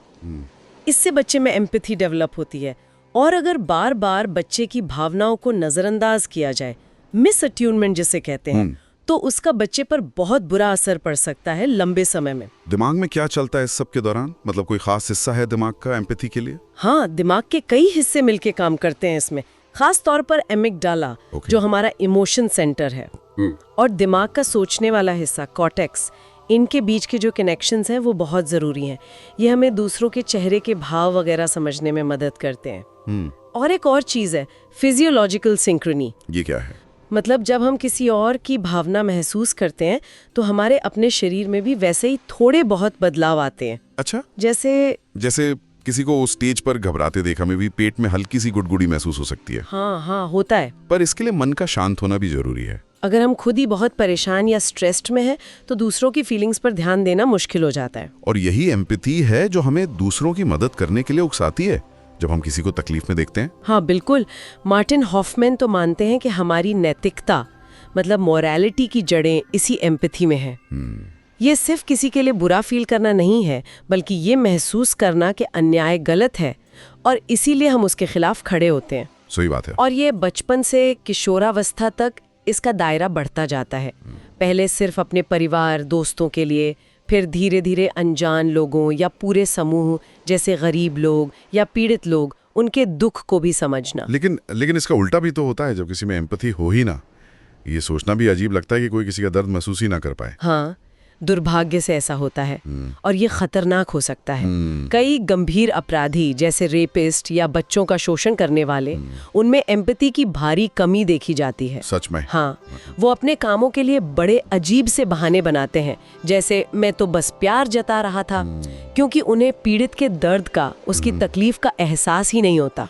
और वो सोशियोपैथ या साइकोपैथ जिनके बारे में सुनते हैं, उनमें तो एम्पैथी और पछतावे की भावना मतलब गिल्ट वो लगभग होती ही नहीं है। बाप रे। वो बाहर से बड़े अच्छे चार्मिंग लग सकते हैं पर अंदर से बेहद मतलबी, झूठे और धोखेबाज होते हैं। जैसे वो गैंग मेंबर फेट्रो का उदाहरण था, जिसे दूसरों को तकलीफ देकर मजा आता था। हाँ, कुछ रिसर्च इशारा करती हैं कि शायद इसके पीछे कुछ न्यूरल कारण हो, दिमाग की बनावट में फर्क या दिमाग का इमोशनल शब्दों पर अलग तरह से रिएक्ट न करना, सजा के डर का कम एहसास होना। अच्छा। लेकिन ये याद रखना बहुत ज़रूरी है कि ये सिर्फ कुछ संकेत है, कोई एक पक्का बायोलॉजिकल कारण नहीं है और न ही अपराध का कोई बायोलॉजिकल मार्कर होता है। इसमें सामाजिक, मनोवैज्ञानिक, आर्थिक बहुत सारे फैक्टर्स होते हैं। तो कुल मिलाकर एम्पैथी एक बहुत ही गहरी और ज़रूरी इंसानी क्षमता है। बिल्कुल, ये हमारे निजी रिश्तों से लेकर समाज के पूरे ताने बाने तक हर जगह असर डालती है। ये बचपन में बनती है, हमारे अनुभवों से बदलती है और शायद यही हमें सही मायनों में इंसान बनाती है। ये सोचने वाली बात है कि आज की दुनिया में, खासकर ये जो ऑनलाइन इंटरेक्शन इतना बढ़ गया है, कहीं हम अनजाने में अपनी एम्पैथी की क्षमता को कमज़ोर तो नहीं कर रहे हैं? और इसका हमारे समाज पर क्या असर पड़ सकता है या पड़ रहा है, इस सवाल पर सोचिएगा ज़रूर। अगली बार फिर मिलेंगे एक नई चर्चा के साथ। Now let's begin. Part 2. The Nature of Emotional Intelligence. Chapter 6. The Social Arts. कभी गौर किया है कुछ लोग कितनी आसानी से घुल मिल जाते हैं, दूसरों के मन की बात समझ लेते हैं, जबकि कुछ लोगों को इसमें काफ़ी दिक्कत होती है। हाँ बिल्कुल। और ये कोई तुक्का नहीं है। सही। ये एक हुनर है जिसे समझना बड़ा दिलचस्प है। बिल्कुल। और इसी हुनर को हम कह सकते हैं सामाजिक कला या सोशल आर्ट्स। मतलब लोगों से जुड़ने और रिश्तों को संभालने का एक तरीका। अच्छा, इसमें अपनी और दूसरों की फीलिंग्स को समझना और उन्हें सही तरह से मैनेज करना आता है। ये इमोशनल इंटेलिजेंस यानी भावनात्मक समझदारी का एक बहुत ज़रूरी हिस्सा है। सही कहा। और आज हम इसी कला को, इसी सोशल आर्ट को समझने की कोशिश करेंगे, कुछ कहानियों और रिसर्च के जरिए। हाँ, और कोशिश रहेगी कि बातें एकदम आसान भाषा में हो, जैसे कोई 8वीं क्लास का स्टूडेंट भी समझ जाए। बिल्कुल। और ये भी देखें कि ये हुनर बचपन से कैसे पनपता है। हाँ, तो शुरुआत एक कहानी से करते हैं। एक 5 साल का बच्चा है लेन और उसका 2.5 साल का छोटा भाई है जे। ठीक है। दोनों खेल रहे हैं। अचानक लेन को गुस्सा आता है और वो जे को काट लेता है। अरे, माँ आती है, लेन को डांटती है और लेन जोर से रोने लगता है। ओके। अब यहाँ दिलचस्प बात क्या है? कमाल की बात है छोटे भाई जे का रिएक्शन। उसे चोट लगी है, दर्द हो रहा है। हाँ। फिर भी वो अपने रोते हुए बड़े भाई को चुप कराने की कोशिश करता है, कई तरीकों से। जैसे क्या करता है वो? वो मिन्नतें करता है, माँ से मदद मांगता है, भाई को पुचकारता है, उसके खिलौने उठाने में मदद करता है। 2.5 साल का बच्चा। हाँ, और तो और उसका ध्यान भटकाने की कोशिश करता है और आखिर में माँ की तरह धमकाता भी है। कमाल है। मतलब इतनी छोटी उम्र में भी बच्चे दूसरों की फीलिंग्स को समझने और उन्हें संभालने की कितनी कॉम्प्लेक्स सोशल स्ट्रैटेजीज इस्तेमाल कर सकते हैं। बिल्कुल। इसके लिए 2 चीजें बहुत जरूरी हैं। एक तो एम्पैथी यानी दूसरे का दर्द महसूस करना, और दूसरा सेल्फ मैनेजमेंट यानी अपने खुद के गुस्से या चोट के बावजूद दूसरे के लिए कुछ कर पाना। सही कहा। तो ये तो ही भावनाओं को समझने की बात। पर बड़े होते होते हम ये भी तो सीखते हैं कि अपनी भावनाओं को कब और कैसे दिखाना है समाज में, है ना? हाँ, बिल्कुल। इन्हें कहते हैं डिस्प्ले रूल्स। ये समाज के वो नियम है जो लिखे नहीं होते कि कौन सी फीलिंग कब दिखाना ठीक है। अच्छा, डिस्प्ले रूल्स, कोई उदाहरण है इसका? हाँ, जैसे एक स्टडी हुई थी। जापानी छात्रों को एक डरावनी फिल्म दिखाई गई। जब वो किसी सीनियर के साथ देख रहे थे तो उन्होंने चेहरे पर कोई डर नहीं दिखाया। अच्छा। पर जब अकेले में वही फिल्म देखी तो डर और घिन दोनों जाहिर किए। ये हुआ भावना को कम करके दिखाना, यानी मिनिमाइजिंग। समझ गया।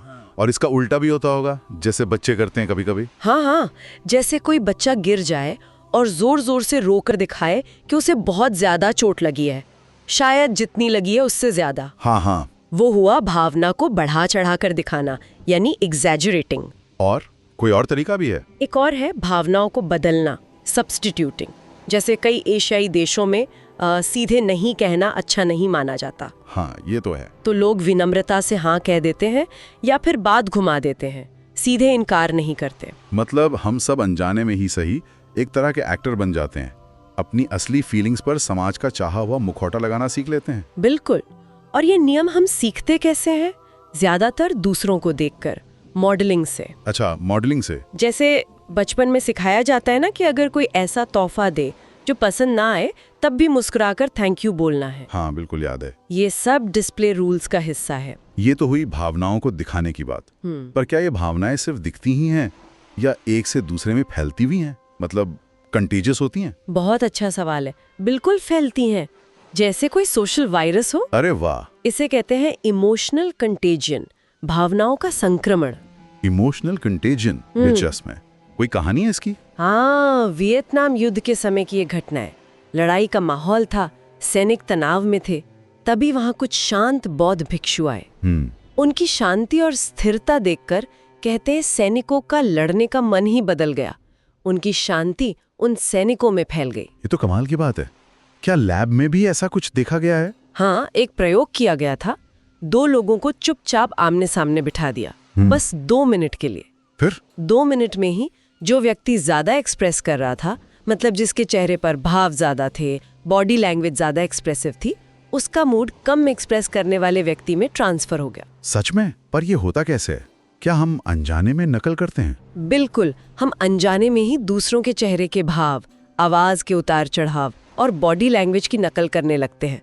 इसे मोटर मिमिक्री कहते हैं। Motor mimicry? हाँ, और इसी नकल से उनकी फीलिंग हमें भी आने लगती है। अच्छा। इसीलिए जो लोग इसमें माहिर होते हैं वो अक्सर पॉपुलर और चार्मिंग माने जाते हैं हाँ। क्योंकि वो दूसरों को अच्छा महसूस कराते हैं। हाँ, वो एक कनेक्शन बना लेते हैं। बिल्कुल, इसी तालमेल को सिंक्रोनी या रैपो कहते हैं। ये रिश्तों के लिए बहुत जरूरी है। समझ गया। तभी किसी उदास दोस्त से मिलकर हमारा मन भी भारी हो जाता है, या किसी एकदम खुशमिजाज जिंदा दिल इंसान के साथ हम भी खुश हो जाते हैं। ये सब सोशल इंटेलिजेंस का खेल है। बिल्कुल सही। ये सामाजिक समझदारी है, और जिनमें ये हुनर, ये समझदारी कम होती है, उन्हें मुश्किल होती है। हाँ, उन्हें क्या कहते हैं? कोई टर्म है इसके लिए? हाँ, इसे डिस्थाइमिया कहते हैं। ये नॉन वर्बल यानी बिना शब्दों वाले संदेशों को समझने या इस्तेमाल करने में कठिनाई है।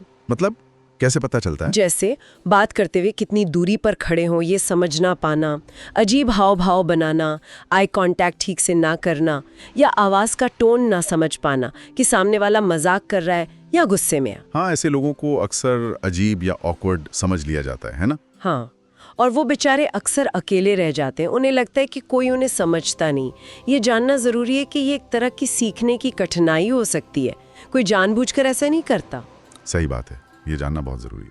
और इन सामाजिक कलाओं की असली ताकत क्या है, वो एक और कहानी दिखाती है, एक आइकेडो मास्टर की। अच्छा, सुनाइए। वो ट्रेन में थे, एक नशे में धुत मजदूर आया और हंगामा करने लगा। बहुत शोर मचा रहा था, लोगों को धक्का दे रहा था। ओह। मास्टर का एक छात्र भी साथ था, जवान था। उसने सोचा कि बल प्रयोग करके इसे शांत करना पड़ेगा। लेकिन तभी एक बूढ़े जापानी सज्जन जो वहां बैठे थे, उन्होंने बड़ी नरमी से उस शराबी से बात करनी शुरू की। क्या बात की?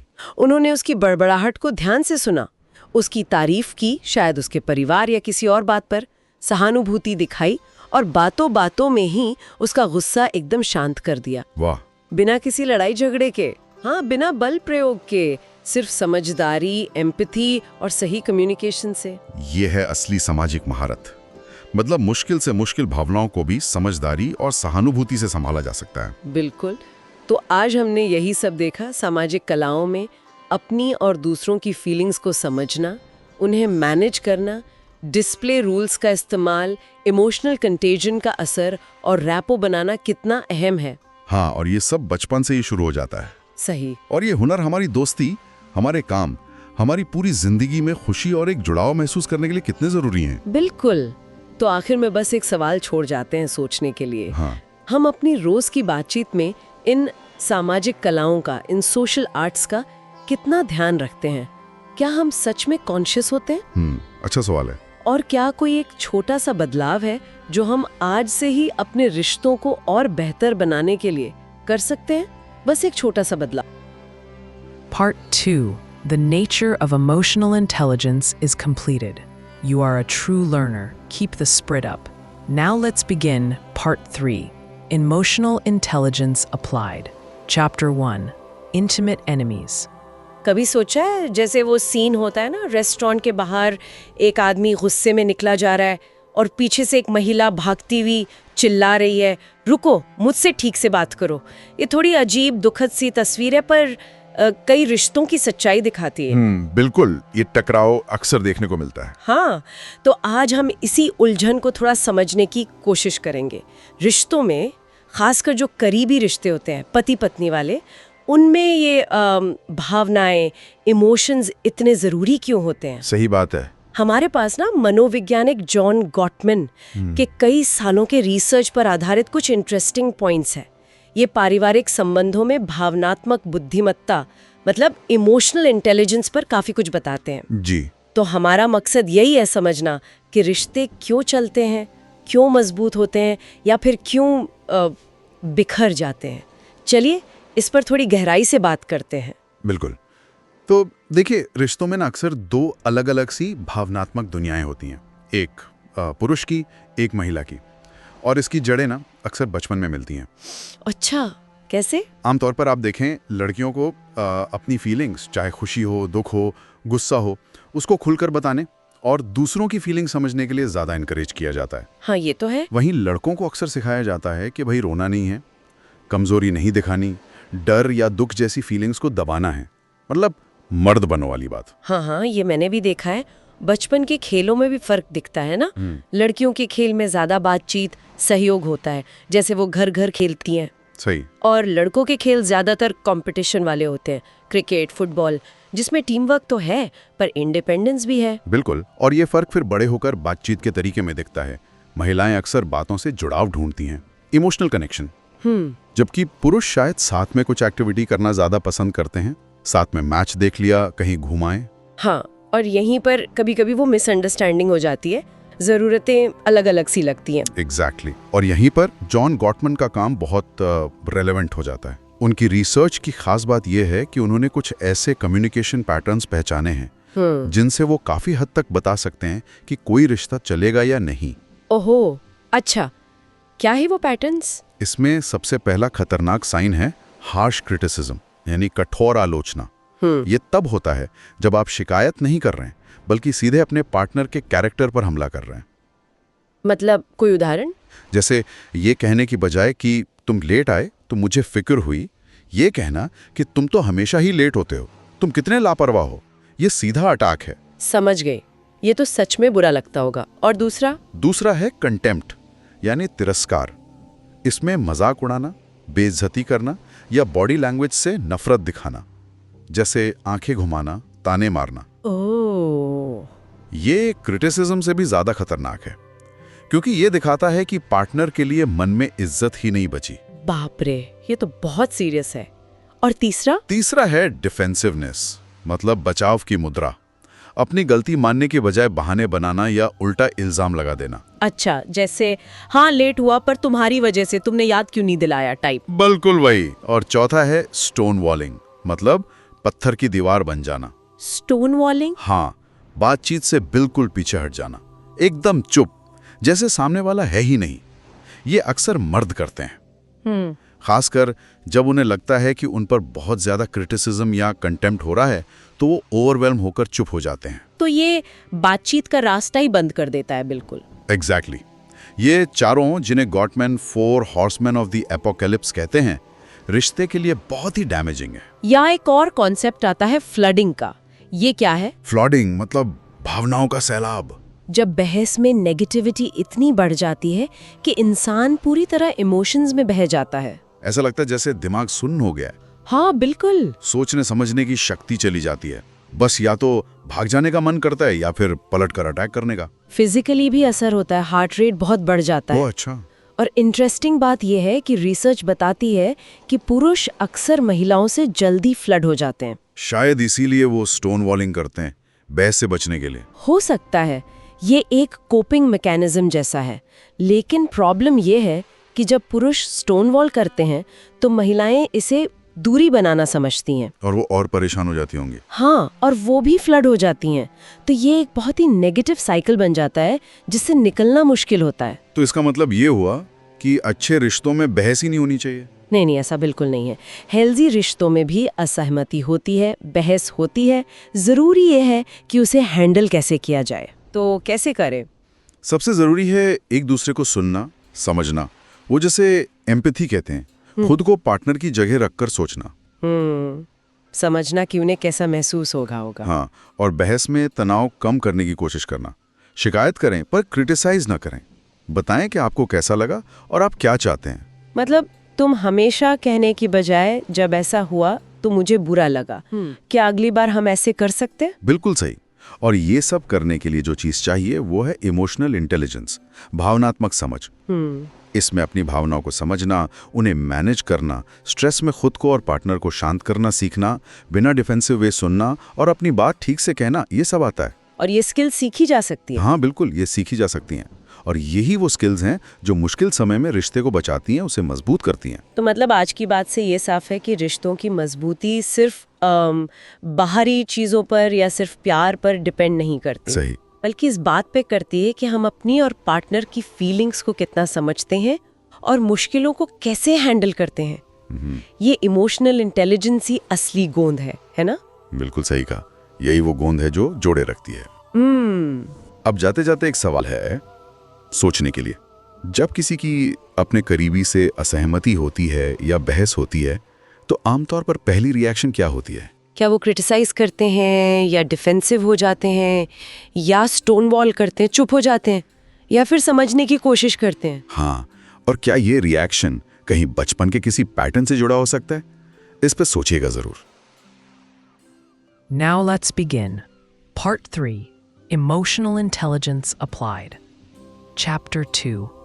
Managing with Heart. एक कहानी से शुरू करते हैं। 1978 में एक पायलट थे, मेलबर्न मैकब्रोम। उनका प्लेन क्रैश हुआ था। हाँ, मैंने पढ़ा है इसके बारे में। लैंडिंग गियर में कुछ प्रॉब्लम थी शायद। बिल्कुल प्रॉब्लम थी, लेकिन जो को पायलट थे वो कैप्टन के गुस्से से इतने डरे हुए थे कि कुछ बोल ही नहीं पाए। ओहो, और फिर क्या, फ्यूल खत्म हो गया, प्लेन क्रैश और 10 लोगों की जान चली गई। ये तो बहुत दुखद है। और ये दिखाता है कि सिर्फ टेक्निकल गड़बड़ी नहीं थी, बल्कि कम्युनिकेशन की कमी थी, डर का माहौल था। हाँ बिल्कुल। तो ये कहानी सिर्फ एक प्लेन क्रैश की नहीं है, ये काम की जगह पर भावनाओं की आपसी तालमेल की अहमियत बताती है, जिसे हम इमोशनल इंटेलिजेंस या EI कहते हैं। सही कहा, मतलब अपनी और दूसरों की फीलिंग्स को समझना और उन्हें सही तरीके से हैंडल करना। जी, आज हम इसी EI पर बात करेंगे, कुछ स्टडीज और आर्टिकल्स के आधार पर। अच्छा, समझने की कोशिश करेंगे कि ऑफिस में या किसी भी टीम में दिल और दिमाग दोनों का इस्तेमाल क्यों जरूरी है। हाँ, और ये कैसे बेहतर नतीजे दे सकता है। बिल्कुल जरूरी विषय है ये। तो चलिए शुरू करते हैं। जरूर। वो प्लेन क्रैश वाली बात जो है ना, वो वाकई सोचने पर मजबूर करती है। मतलब खराब कम्युनिकेशन और डर का माहौल कितना खतरनाक हो सकता है। बिल्कुल, इसीलिए आजकल एयरलाइंस भी अपनी ट्रेनिंग में सिर्फ टेक्निकल स्किल्स पर ही नहीं, बल्कि टीम वर्क और खुलकर बात करने पर जोर देती हैं, जिसे सोशल इंटेलिजेंस भी कहते हैं। सही। और ये बात सिर्फ प्लेन्स या कॉकपिट की नहीं है, हर ऑफिस में लागू होती है।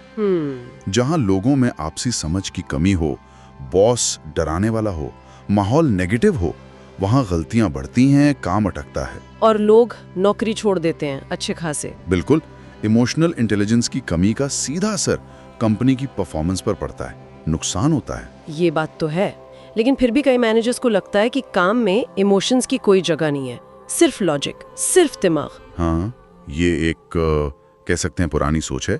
उन्हें शायद लगता है कि एम्पैथी दिखाने से भी कमजोर लगेंगे, या शायद मुश्किल फैसले नहीं ले पाएंगे। हो सकता है। पर आज का जमाना बदल गया है, ग्लोबलाइजेशन है, टेक्नोलॉजी है, टीम वर्क और इंटरपर्सनल स्किल्स बहुत ज्यादा जरूरी हो गए हैं। और देखिए, जब लोग बहुत ज्यादा स्ट्रेस में होते हैं, गुस्से में होते हैं, तो उनका दिमाग वो ठीक से काम नहीं करता, फोकस नहीं कर पाते, चीजें याद नहीं रहती, सही फैसले नहीं ले पाते। सही बात है। जबकि जहां EI अच्छा होता है, वहां टीम्स ज्यादा प्रोडक्टिव होती हैं। अच्छी लीडरशिप का मतलब सिर्फ दबदबा बनाना नहीं है, लोगों को साथ लेकर चलना है। इसी से जुड़ा एक और अहम मुद्दा है फीडबैक और आलोचना। हाँ, ये बहुत ट्रिकी होता है। एक कहानी है एक इंजीनियर की। उसकी टीम ने महीनों मेहनत की एक प्रोजेक्ट पर। प्रेजेंटेशन हुई। अच्छा। और प्रेजेंटेशन के बाद VP ने सबके सामने उसका मजाक उड़ा दिया। कहा, तुम स्कूल से कब निकले, ये स्पेसिफिकेशंस एकदम बकवास है। अरे बाप रे। हाँ, सोचिए उस इंजीनियर और पूरी टीम पर क्या गुजरी होगी। हौसला बिल्कुल पस्त हो गया होगा। ये डिस्ट्रैक्टिव क्रिटिसिज्म का परफेक्ट उदाहरण है। मतलब विनाशकारी आलोचना। इसमें सीधे इंसान पर हमला होता है, उसकी काबिलियत पर सवाल उठाया जाता है। जैसे तुमसे कुछ नहीं होता। बिल्कुल। और नतीजा क्या होता है? सामने वाला या तो डिफेंसिव हो जाता है, अपनी सफाई देने लगता है, या फिर बिल्कुल चुप। हाँ, जिसे स्टोन वॉलिंग कहते हैं, बात करना ही बंद कर देता है। ये मोटिवेट करने का सबसे खराब तरीका है। इससे सिर्फ गुस्सा और कड़वाहट पैदा होती है। तो फिर सही तरीका क्या है? क्योंकि फीडबैक देना तो जरूरी है सुधार के लिए। जरूरी तो है। इसे आर्टफुल क्रिटिक कहते हैं, मतलब आलोचना करने की कला। अच्छा, आर्टफुल क्रिटिक, इसमें क्या खास है? इसमें कुछ चीजें हैं। पहली, स्पेसिफिक रहें, मतलब साफ बताएं कि क्या चीज ठीक नहीं थी और उसे कैसे बेहतर किया जा सकता है। जैसे वो VP शायद कह सकते थे कि प्लान अच्छा है, पर इसमें शायद समय ज्यादा लगेगा, क्या हम इसे तेज करने के तरीकों पर सोच सकते हैं? बिल्कुल। दूसरा, सल्यूशन दें, सिर्फ प्रॉब्लम न बताएं, समाधान का रास्ता भी दिखाएं। तीसरा, आमने सामने बात करें, अकेले में, सीधे, ईमेल या मेमो से नहीं। हाँ, प्राइवेट में बात करना बेहतर है। और चौथा, सेंसिटिव रहें, मतलब ये समझें कि आपकी बात का सामने वाले पर क्या असर पड़ेगा, उसके नजरिए से भी सोचें। वैसे यही बात तारीफ पर भी लागू होती होगी। स्पेसिफिक तारीफ ज्यादा अच्छी लगती है। बिल्कुल सही। स्पेसिफिक तारीफ ज्यादा असरदार होती है, बजाय कि सिर्फ अच्छा काम किया। अब एक और जरूरी पहलू पर आते हैं, डाइवर्सिटी, मतलब अलग अलग बैकग्राउंड के लोगों के साथ काम करना। हाँ, ये आजकल बहुत महत्वपूर्ण है। एक डैनीज रेस्टोरेंट चेन का मामला याद आता है, अमेरिका में। वहाँ कुछ मैनेजर्स की सोच थी कि अश्वेत ग्राहक बुरे ग्राहक होते हैं, तो उनके साथ भेदभाव होता था। हाँ, ये तो प्रेजुडिस है, यानी पूर्वाग्रह। हाँ, तो एक मैनेजर थी सिल्विया स्कीटा। उन्होंने इसका विरोध किया और नौकरी छोड़ दी। बाद में कंपनी पर बड़ा मुकदमा भी हुआ था। ये दिखाता है कि प्रेजुडिस मतलब किसी ग्रुप के लिए पहले से बनी हुई गलत धारणा कितनी नुकसानदेह हो सकती है। हाँ, और ये धारणाएं अक्सर बचपन के भावनात्मक अनुभवों से बनती हैं। राइट। इन्हें बदलना आसान नहीं होता। कई बार तो लोगों को पता भी नहीं चलता कि वो भेदभाव कर रहे हैं, अनजाने में हो जाता है। बिल्कुल, उसे सटल बायस कहते हैं। राइट। जैसे इंटरव्यू में किसी खास ग्रुप के उम्मीदवार को टाल देना, ये कह करके कि अनुभव कम है, जबकि असल वजह शायद कुछ और हो। तो ऐसी स्थिति में कंपनियां क्या कर सकती हैं? क्या सिर्फ डाइवर्सिटी ट्रेनिंग काफी है? देखिए, ट्रेनिंग अपनी जगह है, पर उससे कई ज्यादा जरूरी है जीरो टॉलरेंस का कल्चर बनाना। जीरो टॉलरेंस मतलब मैनेजमेंट को ये बिल्कुल साफ करना होगा कि किसी भी तरह का भेदभाव, अपमान या भद्दा मजाक बर्दाश्त नहीं किया जाएगा, जरा सा भी नहीं। छोटी घटनाओं पर भी एक्शन लेना जरूरी है। हाँ, वरना चुप्पी को सहमति मान लिया जाता है। और असली बदलाव तब आता है जब अलग अलग बैकग्राउंड के लोग रोज एक साथ मिलकर किसी कॉमन लक्ष्य के लिए काम करते हैं। अच्छा, साथ काम करने से? हाँ, उससे एक दूसरे को जानने का, समझने का मौका मिलता है और वो जो स्टीरियोटाइप्स होते हैं वो टूटते हैं। ये बात तो सही है।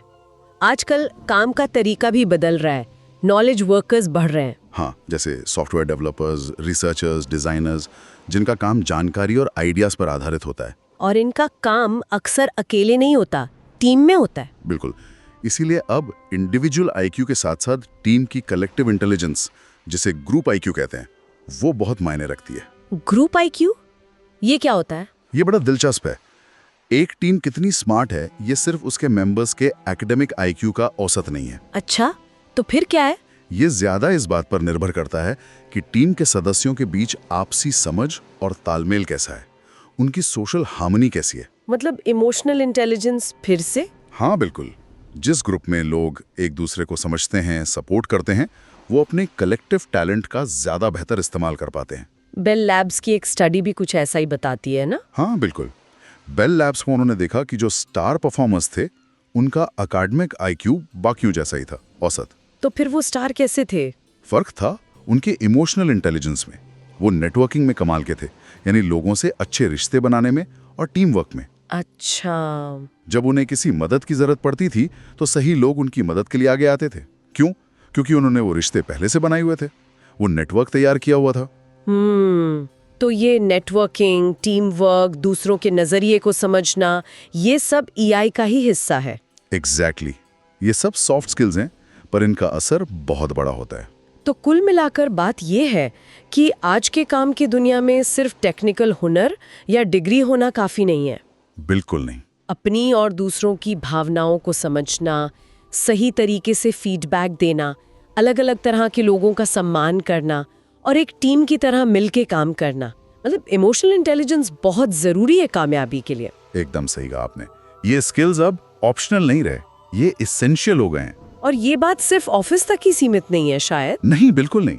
जरा सोचिए, अगर हम यही स्किल्स, ये भावनाओं को समझने और संभालने की कला स्कूल में सीखें, अपने दोस्तों के बीच इस्तेमाल करें, अपने परिवार में अपनाएं, हाँ। तो हमारे आपसी रिश्ते कितने बेहतर हो सकते हैं और साथ मिलकर कुछ भी हासिल करने की हमारी क्षमता कितनी बढ़ सकती है।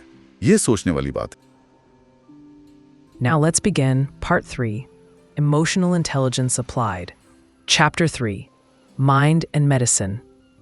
कभी ऐसा हुआ है कि डॉक्टर के पास गए या शायद किसी टेस्ट का नाम सुना और एकदम से घबराहट सी होने लगी, डर सा लगा। आज हम इसी पे बात करेंगे।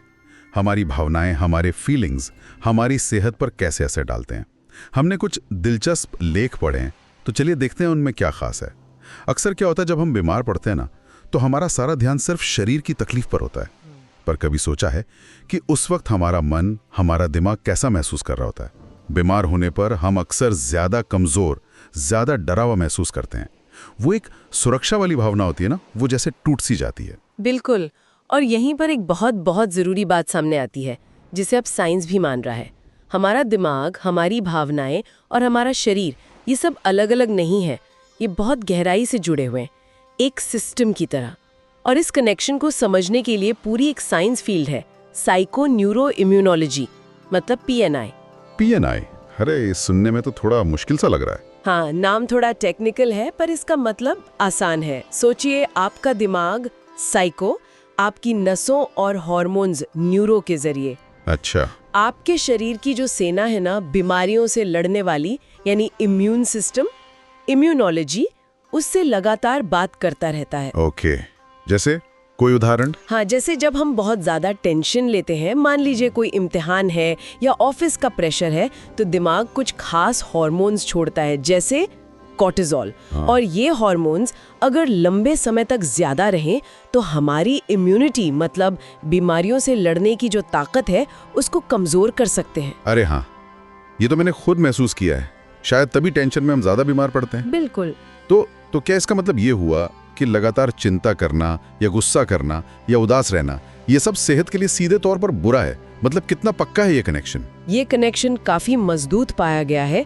रिसर्च तो साफ बताती है कि लंबे समय तक चलने वाली नेगेटिव भावनाएं, जैसे हमेशा चिंता में रहना, बहुत ज्यादा गुस्सा करना, चिड़चिड़ापन या फिर हर चीज में बुरा सोचना, निराशावादी होना, ये कई बीमारियों का खतरा बढ़ा सकती हैं, जैसे अस्थमा है, पेट के अल्सर है और खासकर दिल की बीमारियां भी। हाँ, और ये बात थोड़ी चौंकाने वाली है कि ये खतरा उतना ही बड़ा हो सकता है जितना स्मोकिंग या हाई कोलेस्ट्रॉल से होता है। बाप रे, स्मोकिंग जितना? ये तो सच में सोचने वाली बात है। बिल्कुल, खासकर जो लगातार गुस्सा है ना, और दूसरों के प्रति एक बैर वाली भावना, वो दिल के लिए काफी नुकसानदेह पाई गई है। अच्छा, मतलब भावनाओं का असर इतना गहरा है। ये तो हुई नेगेटिव बात, पर क्या इसका उल्टा भी सच है? मतलब क्या अच्छी भावनाएं मददगार होती हैं? हाँ बिल्कुल, यहाँ भी काफी दिलचस्प फाइंडिंग्स है।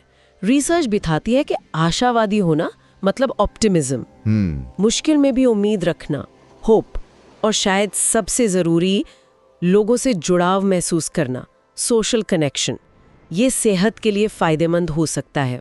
एक स्टडी में तो ये भी पाया गया कि अकेला महसूस करना, सोशल आइसोलेशन, सेहत के लिए उतना ही खतरनाक हो सकता है जितना दिन में 15 सिगरेट पीना। क्या बात करें, 15 सिगरेट? जी हाँ, जिनके पास दोस्त होते हैं, परिवार होता है जिनसे वो अपनी भावनाएं, अपनी मुश्किलें बांट सकें, वो लोग मुश्किलों का सामना बेहतर तरीके से कर पाते हैं। वाह, यानी दोस्तों और परिवार का साथ वो एक तरह की दवाई जैसा काम कर सकता है। मैंने कहीं पढ़ा था कि कुछ स्टडीज में तो ये भी देखा गया कि कैंसर जैसी गंभीर बीमारी में भी जिन मरीजों को ग्रुप में भावनात्मक सपोर्ट मिला, हाँ, वो ज्यादा लंबा जिए। क्या ये सही है? हाँ, ये सही है, ऐसी स्टडीज हुई हैं। अब देखिए, इसका मतलब ये नहीं कि सिर्फ खुश रहने से या ग्रुप में बात करने से कैंसर ठीक हो जाएगा, वो गलतफहमी होगी। लेकिन भावनात्मक सहारा मिलने से, अपनी तकलीफें शेयर कर पाने से फर्क जरूर पड़ सकता है। उनकी जीने की इच्छा, इलाज को सहने की ताकत, इन सब पर असर पड़ सकता है। और ये हमें दिखाता है कि डॉक्टरों और अस्पतालों को सिर्फ शरीर का इलाज नहीं करना चाहिए, मरीज की भावनात्मक जरूरतों का भी ध्यान रखना उतना ही जरूरी है। मतलब सिर्फ दवाइयाँ और टेस्ट ही काफी नहीं है? नहीं, बिल्कुल नहीं। मरीज से बेहतर बातचीत करना, उनके डर को समझना, उसे कम करने की कोशिश करना, सहानुभूति दिखाना, ये सब इलाज का ही हिस्सा होना चाहिए। आजकल इसे रिलेशनशिप सेंटर्ड केयर भी कहते हैं। हाँ। मतलब ऐसा इलाज जो डॉक्टर और मरीज के रिश्ते पर, भरोसे पर आधारित हो। सही बात है, क्योंकि अगर मरीज डरा हुआ महसूस करेगा या अकेला महसूस करेगा तो शायद इलाज का भी उतना असर ना हो। बिल्कुल। तो इसका कुल मतलब क्या निकला? निचोड़ क्या है? यही कि हमारी भावनाएं सिर्फ मन की बातें नहीं हैं, वो हमारी सेहत का एक अहम हिस्सा हैं। नेगेटिव भावनाएं नुकसान कर सकती हैं। हाँ। तो पॉजिटिव भावनाएं और खासकर लोगों का साथ, हमारा सोशल सपोर्ट सिस्टम, वो हमें बचा सकता है ना? एकदम सही। और मेडिकल देखभाल में सिर्फ दवाइयाँ और टेस्ट ही सब कुछ नहीं है। इंसान की भावनाओं का ख्याल रखना भी उतना ही जरूरी है। और ये सिर्फ इंसानियत के नाते ही नहीं, बल्कि बेहतर स्वास्थ्य के लिए भी, बेटर हेल्थ आउटकम्स के लिए भी आवश्यक है। जाते जाते एक सवाल हम सबके सोचने के लिए छोड़ जाते हैं। अगली बार जब आप या आपका कोई अपना बीमार पड़े, तो आप उनकी शारीरिक देखभाल के साथ साथ उनकी भावनाओं का ध्यान रखने के लिए क्या अलग कर सकते हैं? सोचिएगा जरूर। Congratulations. I appreciate your spirit for keep learning and improving. Keep it up. Chapter 3, Emotional Intelligence Applied, is completed. Now let's begin. Part 4 Windows of Opportunity. Chapter 1 The Family Crucible. Sushi, कभी घर पर homework में दिक्कत आ रही हो या कोई बच्चा नया वीडियो गेम खेलना सीख रहा हो और बस माँ बाप की ज़रा सी झुंझलाहट, थोड़ी सी इम्पेशेंस उस बच्चे पर क्या असर डाल सकती है। कभी कभी ये छोटी लगने वाली बातें भी ना जिंदगी भर का सबक बन जाती है। हाँ, तो आज हम इसी पर बात करेंगे कि कैसे हमारा परिवार, मतलब जाने अनजाने हमारे इमोशंस, हमारी भावनाओं को समझने और संभालने का वो पहला स्कूल कैसे बन जाता है। और हमारे पास जो सोर्सेज हैं वो इसी बात पर हुई रिसर्च पर आधारित है कि भाई पेरेंटिंग स्टाइल बच्चों के इमोशनल विकास को कैसे शेप करता है। तो चलिए इस गुत्थी को थोड़ा सुलझाते हैं। हमारा मकसद है ये समझना कि माता पिता बच्चों को इमोशंस के बारे में कैसे सिखाते हैं, कौन से तरीके काम करते हैं, कौन से नहीं, और ये सब एक बच्चे के फ्यूचर के लिए इतना ज़रूरी क्यों है आखिर। इसमें एक काफी दिलचस्प बात यह है कि बच्चे सिर्फ बातों से नहीं सीखते, मतलब सिर्फ बोलने से नहीं, वो अपने माँ बाप को देखकर सीखते हैं। वो अपनी इमोशंस कैसे हैंडल करते हैं, उनका आपस का रिश्ता कैसा है, ये सब। और ये सीख जो है ना बहुत गहरी उतरती है, बिना कहे ही। बिल्कुल, जैसे एक सोर्स में बताया भी गया है, एक बच्ची थी, वीडियो गेम खेलना सीख रही थी और उसके पेरेंट्स वो अधीर हो गए। वो बेचारी कोशिश कर रही थी पर पेरेंट्स की बेसब्री और वो कंफ्यूजिंग इंस्ट्रक्शंस ने उसे एकदम परेशान कर दिया। और जब उसकी आंखों में आंसू आ गए तो पेरेंट्स ने ध्यान ही नहीं दिया, वो आपस में ही बहस करते रहे। ऐसे पलों में बच्चा क्या सीखता है? शायद यही कि उसकी फीलिंग्स की कोई कीमत ही नहीं है। रिसर्च ये भी बताती है कि पेरेंटिंग के कुछ तरीके हैं जो इमोशनल सिखाने में ज़्यादा मददगार नहीं होते हैं। पहला तो बच्चे की भावनाओं को पूरी तरह नज़रअंदाज कर देना, मतलब उन्हें फालतू या एक परेशानी समझना। हाँ, जैसे कि अरे रो क्यों रहे हो फालतू में। बिल्कुल। दूसरा, ज़रूरत से ज़्यादा ढील देना, जिसे लेज़े फेयर अप्रोच कहते हैं। मतलब बच्चा जो करे ठीक है, या फिर उसे चुप कराने के लिए कोई रिश्वत या लालच दे देना। और तीसरा, बच्चे की फीलिंग्स का मजाक उड़ाना, डांटना या सजा देना, खासकर जब वो गुस्सा या चिड़चिड़ाहट दिखाए। हाँ, ये तीनों ही तरीके ठीक नहीं है। वो नज़रअंदाज करने का मतलब तो है भावना को सिरे से खारिज ही कर देना, जबकि लेज़ी फेयर में शायद भावना को देख तो लिया पर उसे सही दिशा देने की कोई कोशिश नहीं हुई, बस बहने दिया। तो फिर सही तरीका क्या है? देखिए, इसके बिल्कुल उलट कुछ पेरेंट्स होते हैं इमोशनल कोच की तरह। वो बच्चे की भावनाओं को सीरियसली लेते हैं, समझने की कोशिश करते हैं कि बच्चा क्यों परेशान है, और फिर उसे अपनी फीलिंग संभालने के बेहतर तरीके खोजने में मदद करते हैं। अच्छा, इमोशनल कोच, ये क्या होता है? थोड़ा और समझाएंगे? जरूर। देखिए, इसके लिए पेरेंट्स में खुद भी एक बेसिक इमोशनल इंटेलिजेंस होनी जरूरी है। मतलब अपनी और दूसरों की भावनाओं को समझने और सही ढंग से संभालने की काबिलियत। इमोशनल कोचिंग का मतलब है बच्चे की भावना को पहचानना, उसे एक नाम देना, जैसे लगता है तुम गुस्सा हो या तुम उदास लग रहे हो, और फिर उसे सिखाना कि उस भावना से कैसे डील करे। जैसे ये कहना, मुझे पता है तुम गुस्सा हो क्योंकि दोस्त ने तुम्हारी बात नहीं मानी, पर उसे धक्का देना ठीक नहीं है। क्यों ना तुम थोड़ी देर अकेले टहल लो जब तक तुम्हारा गुस्सा शांत ना हो जाए। ये एक रास्ता दिखाना हुआ। समझ गई। तो ये कोचिंग हुई एक तरह से। बिल्कुल। और अगर हम इसे बड़ी तस्वीर से जोड़े तो जब पेरेंट्स इमोशनली समझदार होते हैं और बच्चों को ऐसे गाइड करते हैं तो बच्चों को बहुत फायदे मिलते हैं।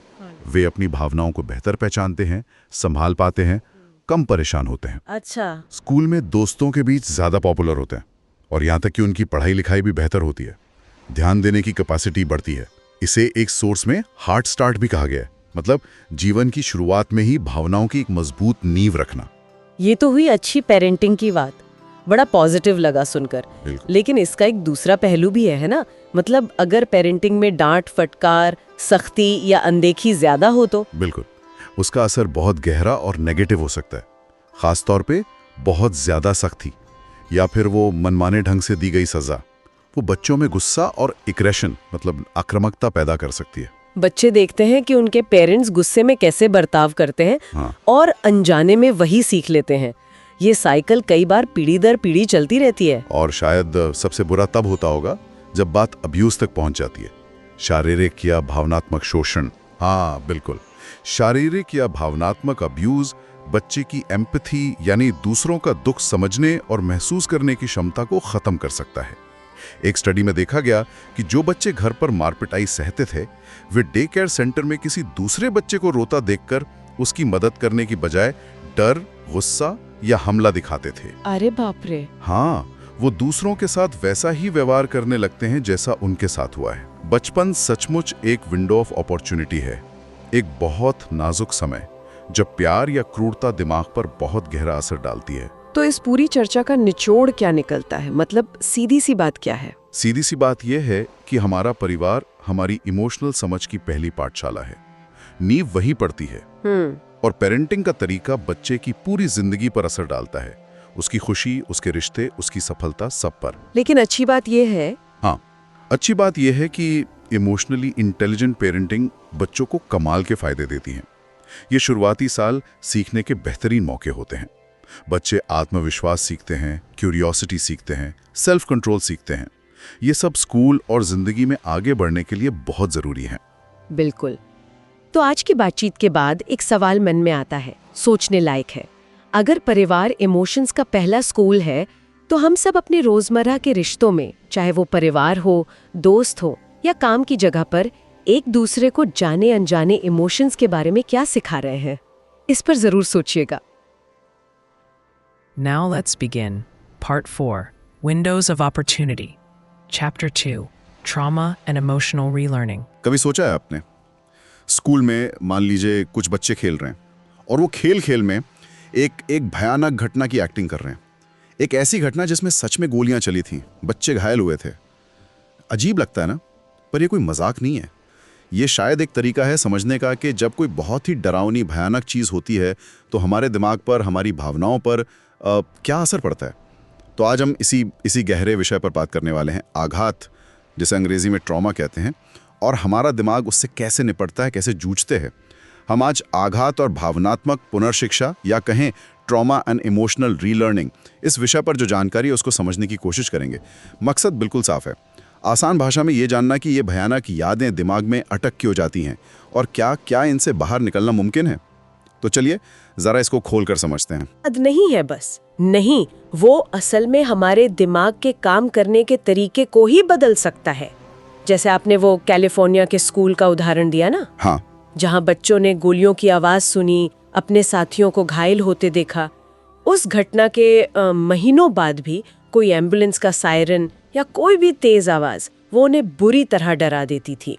इसी हालत को पोस्ट ट्रॉमेटिक स्ट्रेस डिसऑर्डर मतलब PTSD कहते हैं। अच्छा, तो PTSD का मतलब हुआ कि दिमाग एक तरह से हमेशा तैयार रहता है खतरे के लिए, मतलब हाई अलर्ट पर अटक गया है। हाँ, बिल्कुल ऐसा ही समझ लीजिए। हमारे दिमाग में एक हिस्सा है, अमीगडाला कहते हैं उसे। आप उसे खतरे का अलार्म समझ सकती हैं। खतरे का अलार्म, हाँ, या डर का सेंटर। सदमे के बाद ये जो अमीगडाला है, ये बहुत ज्यादा सेंसिटिव हो जाता है, बहुत ज्यादा। फिर जरा सी भी मिलती जुलती कोई चीज हुई, कोई खास आवाज, कोई गंध, कोई चेहरा देखा, और बस वो पुरानी भयानक घटना की पूरी याद डर और घबराहट के साथ एकदम से वापस ताजा। बाप रे। हाँ, और ये यादें बिना बुलाए आती हैं, जबरदस्ती मन में घुस जाती हैं।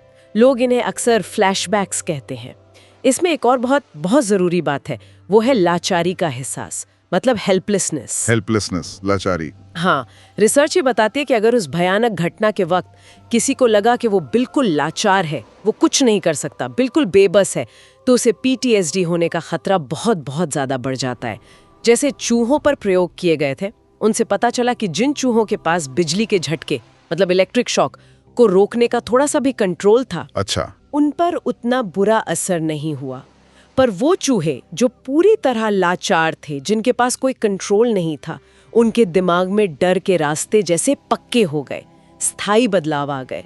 ये तो बहुत ही गहरा असर है। पर क्या ये हमेशा रहता है? मतलब क्या इससे बाहर निकलने का कोई रास्ता ही नहीं?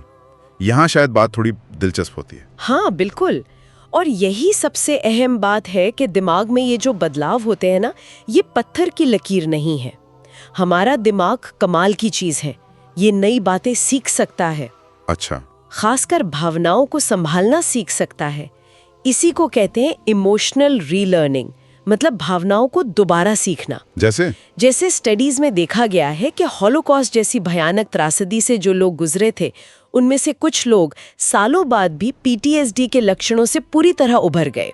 सच में? हाँ, और जब उनके दिमाग को जांचा गया तो उनमें वो बदलाव नहीं मिले जो उन लोगों में थे जो अभी बीटीएसडी से जूझ रहे थे।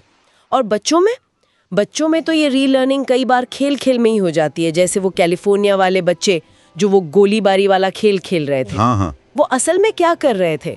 वो उस भयानक याद को एक सुरक्षित माहौल में बार बार दोहराकर उस पर एक तरह का कंट्रोल पाने की कोशिश कर रहे थे, और ऐसा करने से धीरे धीरे उस याद से जुड़ा डर कम होने लगता है। तो इसका मतलब उम्मीद तो है, मतलब उभरने का रास्ता है। तो इसमें ये जो थेरेपी या काउंसलिंग होती है वो कैसे मदद करती है फिर? बिल्कुल, थेरेपी इसी रीलर्निंग, इसी दोबारा सीखने की प्रक्रिया में मदद करती है। इसके आप कह सकते हैं मोटे तौर पर 3 कदम होते हैं। 3 कदम? हाँ, पहला, सुरक्षा का एहसास वापस पाना। सबसे पहले तो ये समझना और मानना कि भाई ये जो डर लग रहा है, बुरे सपने आ रहे हैं, घबराहट हो रही है, ये पीटीएसडी के लक्षण है, ये कोई आपकी कमजोरी नहीं है। ये जानने भर से ही उनका डर कुछ कम होता है। फिर व्यक्ति को अपनी भावनाओं और अपने शरीर पर थोड़ा कंट्रोल वापस पाने में मदद की जाती है। कभी कभी इसमें दवाइयाँ या रिलैक्सेशन तकनीकें जैसे गहरी सांस लेना वो मदद करती हैं। ठीक है, पहला कदम हुआ सुरक्षा। दूसरा कदम है याद करना और दुख जताना। जब व्यक्ति थोड़ा सुरक्षित महसूस करने लगता है तब उसे उस घटना को विस्तार से याद करने और बताने के लिए हिम्मत दी जाती है। लेकिन इस बार फर्क यह है कि वो एक सुरक्षित माहौल में होता है, एक भरोसेमंद थेरेपिस्ट के साथ। इससे दिमाग ये सीखता है कि उन यादों को बिना डरे भी महसूस किया जा सकता है, उन यादों के साथ सुरक्षा का एहसास भी जुड़ सकता है। और हाँ, जो नुकसान हुआ है उसे मानना, उसे स्वीकार करना और उसका दुख मनाना भी बहुत जरूरी है इस प्रक्रिया में। और तीसरा है आम जिंदगी में वापस जुड़ना। मतलब धीरे धीरे उन दर्दनाक यादों के असर से बाहर निकलना और अपना ध्यान वापस अपनी जिंदगी पर, अपने रिश्तों पर, अपने भविष्य पर लगाना। अच्छा, तो अगर मैं सही समझ रहा हूं तो इस पूरी प्रक्रिया में दिमाग का जो सोचने वाला हिस्सा है, जिसे वैज्ञानिक शायद नियोकॉर्टेक्स कहते हैं, हाँ, नियोकॉर्टेक्स, वो भावनाओं के संभालने वाले हिस्से यानी उस डर के सेंटर एमिगडाला को एक तरह से काबू करना सीखता है, शांत करना सीखता है। बिल्कुल सही समझा आपने। अगर हम संक्षेप में कहें तो भयानक घटनाएं दिमाग के अलार्म सिस्टम यानी एमिगडाला को जरूरत से ज्यादा सेंसिटिव, ज्यादा चौकन्ना बना देती हैं। नतीजा, वो हर छोटी मोटी आहट पर बजने लगता है। लेकिन अच्छी खबर ये, और ये बहुत अच्छी खबर है, कि हमारा दिमाग नई चीजें सीख सकता है। अपनी भावनाओं के इस अलार्म को दोबारा ठीक करना, उसे रिकैलिब्रेट करना सीख सकता है। सुरक्षा का माहौल बनाना, घटना को याद करके उसे सही परिप्रेक्ष्य में रखना और अपनी जिंदगी का कंट्रोल वापस महसूस करना, यही सदमे से उबरने के रास्ते हैं। और सच तो ये है कि ये इमोशनल सीख, ये इमोशनल लर्निंग जिंदगी भर चलती रहती है।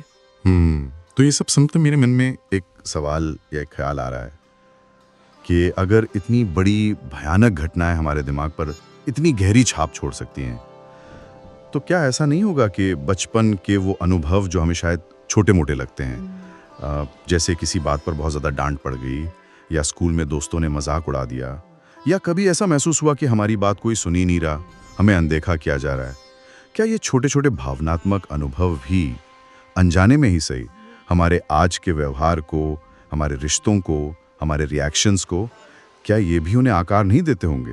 ये सोचने वाली बात है ना कि हम अपनी जिंदगी में मिले इन भावनात्मक सबकों के बारे में असल में कितने जागरूक हैं। Now let's begin. Part 4, Windows of Opportunity. Chapter 3, Temperament is not Destiny. कभी सोचा है आपने कि कुछ बच्चे जन्म से ही एकदम शांत कैसे होते हैं और कुछ भाई थोड़े ज्यादा ही शरारती या चिड़चिड़े?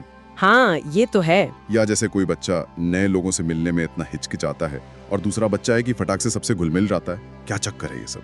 मतलब बस किस्मत। आज हम इसी पहेली को थोड़ा सुलझाने की कोशिश करेंगे। हमारे पास कुछ काफी दिलचस्प रिसर्च है जो बताती है कि हमारा स्वभाव, मतलब टेम्परामेंट, हमारी भावनाओं का जो बेसिक पैटर्न होता है वो आखिर बनता कैसे। अच्छा, क्या ये जन्म से ही तय होता है या फिर बचपन के जो एक्सपीरियंसेस हैं वो इसे बदल सकते हैं?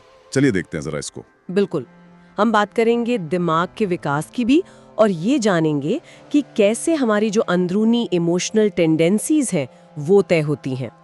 और सबसे जरूरी सवाल, क्या हमारा जो शुरुआती स्वभाव है वो हमारी पूरी जिंदगी की कहानी लिख देता है, या कहानी में मतलब बदलाव की गुंजाइश है? हाँ, ये बड़ा सवाल है।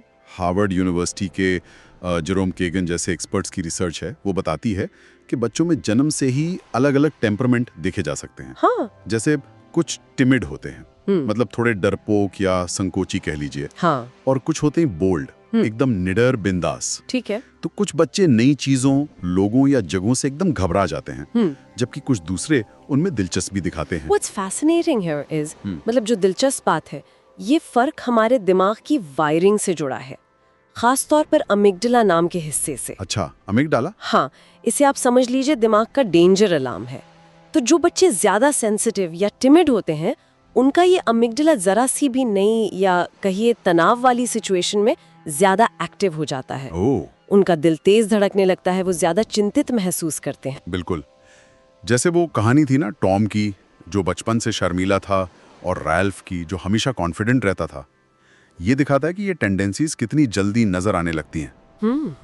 लेकिन ये सिर्फ शाय या बोल्ड होने तक ही सीमित नहीं है ना? सही कहा, बिल्कुल नहीं। एक और डायमेंशन है इसका, खुश मिजाज होना, मतलब अपबीट रहना, बनाम थोड़ा उदास, मतलब मिलन मौली की तरफ झुकाव। अच्छा, हाँ। कुछ लोग होते हैं, जैसे सोर्स में बताया गया आंट जून का उदाहरण, कि मुश्किलों के बावजूद पॉजिटिव रहते हैं। हाँ। वहीं कुछ लोग छोटी छोटी बातों पर भी परेशान या दुखी हो जाते हैं। हाँ, देखा ऐसा। और ये फर्क जोड़ा है दिमाग के अगले हिस्से, यानी प्री फ्रंटल लोब्स की एक्टिविटी से। प्री फ्रंटल लोब्स, ये तो डिसीजन मेकिंग वाला हिस्सा है शायद। हाँ बिल्कुल, सोचने समझने और भावनाओं को कंट्रोल करने का कंट्रोल सेंटर समझिए। तो अगर लेफ्ट साइड ज्यादा एक्टिव है तो इंसान आमतौर पर खुशमिजाज रहता है। ओके। और अगर राइट साइड ज्यादा एक्टिव है तो नेगेटिविटी की तरफ झुकाव हो सकता है। Here's where it gets really interesting. तो क्या इसका मतलब ये हुआ कि हम अपने स्वभाव के गुलाम हैं? मतलब जो जैसा पैदा हो गया वैसे ही रहेगा? नहीं नहीं, बिल्कुल नहीं। अच्छा। रिसर्च यही कहती है, टेम्परामेंट इज नॉट डेस्टिनी। स्वभाव भाग्य नहीं है। वाओ। बचपन के एक्सपीरियंसेस और खासकर माँ बाप का रवैया इसे बदल सकता है। कैसे? ये कैसे होता है? केगन के स्टडी में ही ये सामने आया कि जिन माँ बाप ने अपने टिमिड बच्चों को, मतलब जो शर्मीले या डरपोक थे, उनको हर छोटी मोटी परेशानी से बचाने की कोशिश की। हाँ, जैसे ज्यादातर माँ बाप करते हैं। हाँ, तो वो बच्चे आगे भी टिमिड ही रहे। लेकिन जिन माँ बाप ने बच्चों को धीरे धीरे प्यार से मुश्किलों का सामना करना सिखाया, उसे उन्होंने जेंटल प्रेशर कहा है। जेंटल प्रेशर मतलब प्यार से धीरे धीरे मुश्किलों का सामना करने के लिए इनकरेज करना। सीधे गहरे पानी में नहीं फेंकना, पर किनारे पर खड़े होकर तैरना सीखने में मदद करना। अच्छा।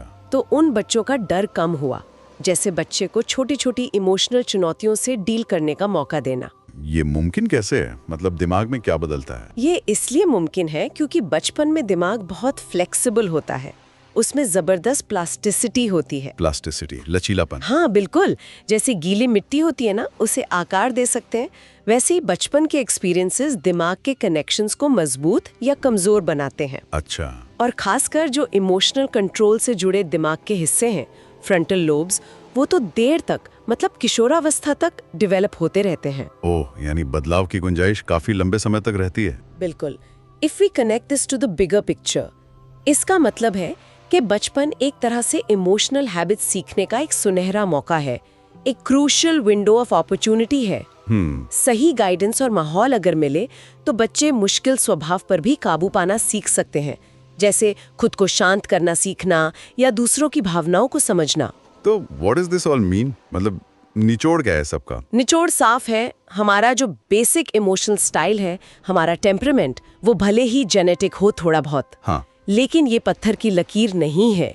बचपन के अनुभव और सीख हमारे इमोशनल ब्रेन को शेप कर सकते हैं, बदल सकते हैं। यानी परवरिश और शुरुआती सालों का माहौल बहुत ज्यादा मायने रखता है। बिल्कुल, ये सिर्फ अच्छी आदतें डालना नहीं है, ये बच्चे के दिमाग के विकास पर सीधा असर डालना है, जिससे वो आगे चलकर अपनी भावनाओं को बेहतर समझ सके, मैनेज कर सके। सही बात है। और जाते जाते सबके सोचने के लिए एक सवाल छोड़ जाते हैं। हाँ, अगर बचपन की इमोशनल आदतें दिमाग में इतनी गहरी जड़ें जमा लेती हैं, तो क्या बड़े होने पर हम वाकई अपने गहरे इमोशनल पैटर्न्स को, अपने मिजाज को बदल सकते हैं? और अगर हाँ, तो कैसे? सोचिएगा जरूर इस पर।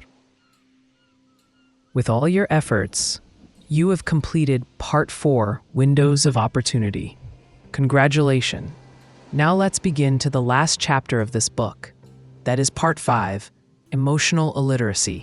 Chapter 1 The Cost of Emotional Illiteracy. सोचिए, कभी ऐसा हुआ है कि किसी छोटी सी एकदम मामूली सी बात पर बहुत ज्यादा गुस्सा आ गया हो, या शायद स्कूल में दोस्तों के बीच कभी अकेलापन सा महसूस हुआ हो। ये सब ना हमारी फीलिंग्स से जुड़ा है, हमारी भावनाएं, इमोशंस जिन्हें कहते हैं। बिल्कुल। और आज हम इसी पर थोड़ा गौर कर रहे हैं, मतलब अपनी और दूसरों की भावनाओं को समझना कितना जरूरी है, खासकर स्कूल जाने वाले बच्चों और किशोरों के लिए, टीनेजर्स के लिए। इसे हम कह सकते हैं भावनात्मक समझ या इमोशनल अंडरस्टैंडिंग। हाँ, और हमारे पास कुछ लेख और रिसर्च भी है इस पर, जो बताते हैं कि अगर हम भावनाओं को समझ नहीं पाते, जिसे इमोशनल इलिटरेसी भी कह सकते हैं, तो उसके नतीजे क्या हो सकते हैं। सही कहा। तो आज का मकसद यही है, ये जानना कि भावनाओं को ठीक से न संभाल पाने से क्या मुश्किलें आती हैं और क्या हम इन्हें बेहतर तरीके से समझना और संभालना सीख सकते हैं। तो चलिए इस पर बात करते हैं। शुरुआत एक कहानी से करते हैं जो आपने बताई थी, थोड़ी परेशान करने वाली है। हाँ, वो अमेरिका के एक स्कूल की घटना है। एक छात्र था खलील, उसने डर के मारे दो दूसरे छात्रों पर, इयान और टायरॉन पर गोली चला दी। बात बस एक छोटी सी अनबन की थी, लेकिन वो बढ़कर भयानक हिंसा में बदल गई। बाप रे, ये तो वाकई चौंकाने वाला है। ये साफ दिखाता है कि डर, गुस्सा, इन जैसी फीलिंग्स को संभालना कितना जरूरी है, और झगड़ों को शांति से सुलझाना। बिल्कुल, और आंकड़े भी यही बताते हैं। स्रोत बताते हैं कि अमेरिका में पिछले कुछ दशकों में किशोरों में हिंसक अपराध, वायलेंट क्राइम्स, आत्महत्या, सुइसाइड, ये सब बढ़ा है। तो कहीं ना कहीं ये आंकड़े इशारा करते हैं कि भावनाओं को समझने, संभालने में कुछ कमी रह गई है। और ये सिर्फ ऐसी बड़ी भयानक घटनाओं तक ही सीमित नहीं है ना। मुझे ऐसा लग रहा है जैसे ये एक ज्यादा फैली हुई समस्या है, बच्चों की इमोशनल हेल्थ में गिरावट वाली बात। बिल्कुल सही। इसे इमोशनल मलेज कह सकते हैं, एक तरह की भावनात्मक सुस्ती या बेचैनी। एक स्टडी ने अमेरिका में बच्चों की हालत की तुलना की थी 1970 और 1980 के आखिर में, और नतीजा ये था कि औसतन बच्चे ज्यादा परेशान रहने लगे थे। अच्छा, किस तरह की परेशानियां? जैसे ज्यादा अकेला महसूस करना, ज्यादा चिंता करना, ध्यान न लगना, ज्यादा झगड़ालू होना, गुस्सा जल्दी आना, इस तरह की चीजें। ये तो इमोशनल टॉक्सिसिटी जैसी बात लगती है, जैसे माहौल में कुछ ऐसा घुल गया हो जो बच्चों पर असर डाल रहा है। और आप कह रहे हैं कि ये सिर्फ अमेरिका की बात नहीं है, मतलब दुनिया भर में ऐसा है। हाँ, ये एक ग्लोबल ट्रेंड जैसा दिख रहा है। अमीर, गरीब, हर तरह के बच्चों में ये इशारे मिल रहे हैं। और बदलते पारिवारिक हालात भी एक वजह हो सकते हैं। जैसे आजकल माता पिता ज्यादा व्यस्त हैं, शायद उतना वक्त नहीं दे पाते, तो बच्चों के इमोशनल डेवलपमेंट पर असर पड़ता है। सही बात है। तो कुछ खास मुश्किलों पर आते हैं, जैसे गुस्सा और आक्रामकता, अग्रेशन जिसे कहते हैं। स्कूल के दबंग बच्चे, बुली। हाँ, स्रोत में जिमी का उदाहरण है। वो बचपन में बहुत गुस्सैल था और सिर्फ 16 साल की उम्र तक मारपीट के जुर्म में जेल पहुंच गया। ओहो, तो ऐसे बच्चों के साथ मतलब दिक्कत क्या होती है असल में, वो ऐसा क्यों करते हैं? अक्सर जड़ ये होती है कि ये बच्चे बहुत मामूली हालात को भी दुश्मनी या खतरा समझ लेते हैं। एक तरह का परसेप्चुअल बायस होता है, चीजों को गलत नजरिए से देखते हैं। अच्छा। और फिर उनका रिएक्शन फौरन हमलावर होने वाला होता है, क्योंकि उनके पास दूसरे तरीके कम होते हैं, जैसे बात करना या शांत रहना। उनको लगता है बस लड़ना ही हल है। और नतीजा वही, स्कूल में पिछड़ना, दोस्त नहीं बन पाना, गलत सोहबत में पड़ जाना। लेकिन क्या इसका कुछ हो सकता है? मतलब क्या ये बच्चे बदल सकते हैं? हाँ, उम्मीद तो है। कुछ प्रोग्राम्स हैं, जैसे ड्यूक यूनिवर्सिटी का एक प्रोग्राम है, वो बच्चों को गुस्सा कंट्रोल करना सिखाते हैं, दूसरों का नजरिया कैसे समझें, शांति से जवाब कैसे दें, ये सब। ये तो अच्छी बात है। गुस्से के अलावा उदासी और डिप्रेशन भी एक बड़ी चुनौती है आजकल, खासकर किशोरों में। बिल्कुल।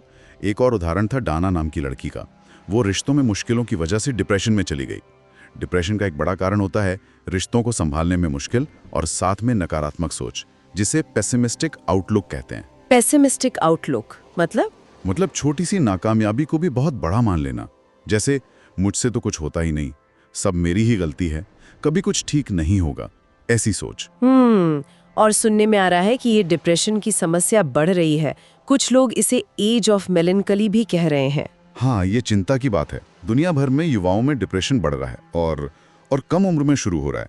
असर साफ दिखता है, दोस्तों से दूरी, पढ़ाई में गिरावट। पर यहाँ भी उम्मीद है। कैसे? कुछ प्रोग्राम्स हैं, जैसे मनोवैज्ञानिक मार्टिन सेलिगमैन का काम है इस पर।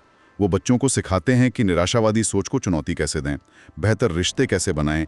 इससे डिप्रेशन का खतरा कम हो सकता है। तो अगर हम देखें, गुस्सा, डिप्रेशन, यहाँ तक कि नशा या स्कूल छोड़ देना, इन कई समस्याओं की जड़ में कहीं ना कहीं इमोशनल और सोशल स्किल्स की कमी होती है ना? बिल्कुल, यही बात निकल कर आ रही है। और सिर्फ जानकारी देना, लेक्चर देना काफ़ी नहीं होता। जैसे कुछ पुराने प्रोग्राम्स में बच्चों को बस बताया जाता था कि ड्रग्स लेना गलत है या हिंसा गलत है, पर वो ज़्यादा असरदार नहीं हुए। तो फिर क्या ज़रूरी है? ज़रूरी है हुनर सिखाना। स्किल्स। WT ग्रैंड फाउंडेशन ने कुछ बहुत ज़रूरी स्किल्स की पहचान की है जो असरदार बचाव कार्यक्रमों में सिखाए जाते हैं। अच्छा, कौन सी स्किल्स हैं ये? देखिए, इसमें सबसे पहले है सेल्फ अवेयरनेस, मतलब अपनी भावनाओं को पहचानना, मैं कैसा महसूस कर रहा हूँ, क्यों कर रहा हूँ। फिर है मैनेजिंग फीलिंग्स, गुस्से, उदासी, चिंता को संभालना, काबू करना। इम्पल्स कंट्रोल, मतलब बिना सोचे समझे फौरन रिएक्ट करने से पहले रुकना, सोचना। फिर तनाव झेलना, हैंडलिंग स्ट्रेस। दूसरों की भावनाओं को समझना यानी एम्पैथी, खुद को दूसरों की जगह रखकर सोचना। सामाजिक संकेतों को समझना, रीडिंग सोशल क्यूज। और प्रॉब्लम सॉल्विंग यानी समस्या का हल निकालना। ये तो जीवन के लिए बहुत ही बुनियादी और ज़रूरी बातें हैं। तो ये स्किल्स सीखना एक तरह से जैसे शरीर के लिए टीका होता है, वैसे ही दिमाग के लिए हुआ एक साइकोलॉजिकल इनॉक्यूलेशन। हाँ, बिल्कुल सही समझा आपने। ये बच्चों को एक तरह से मानसिक रूप से टीका लगाता है, उन्हें आने वाली चुनौतियों का सामना करने के लिए तैयार करता है, मजबूत बनाता है।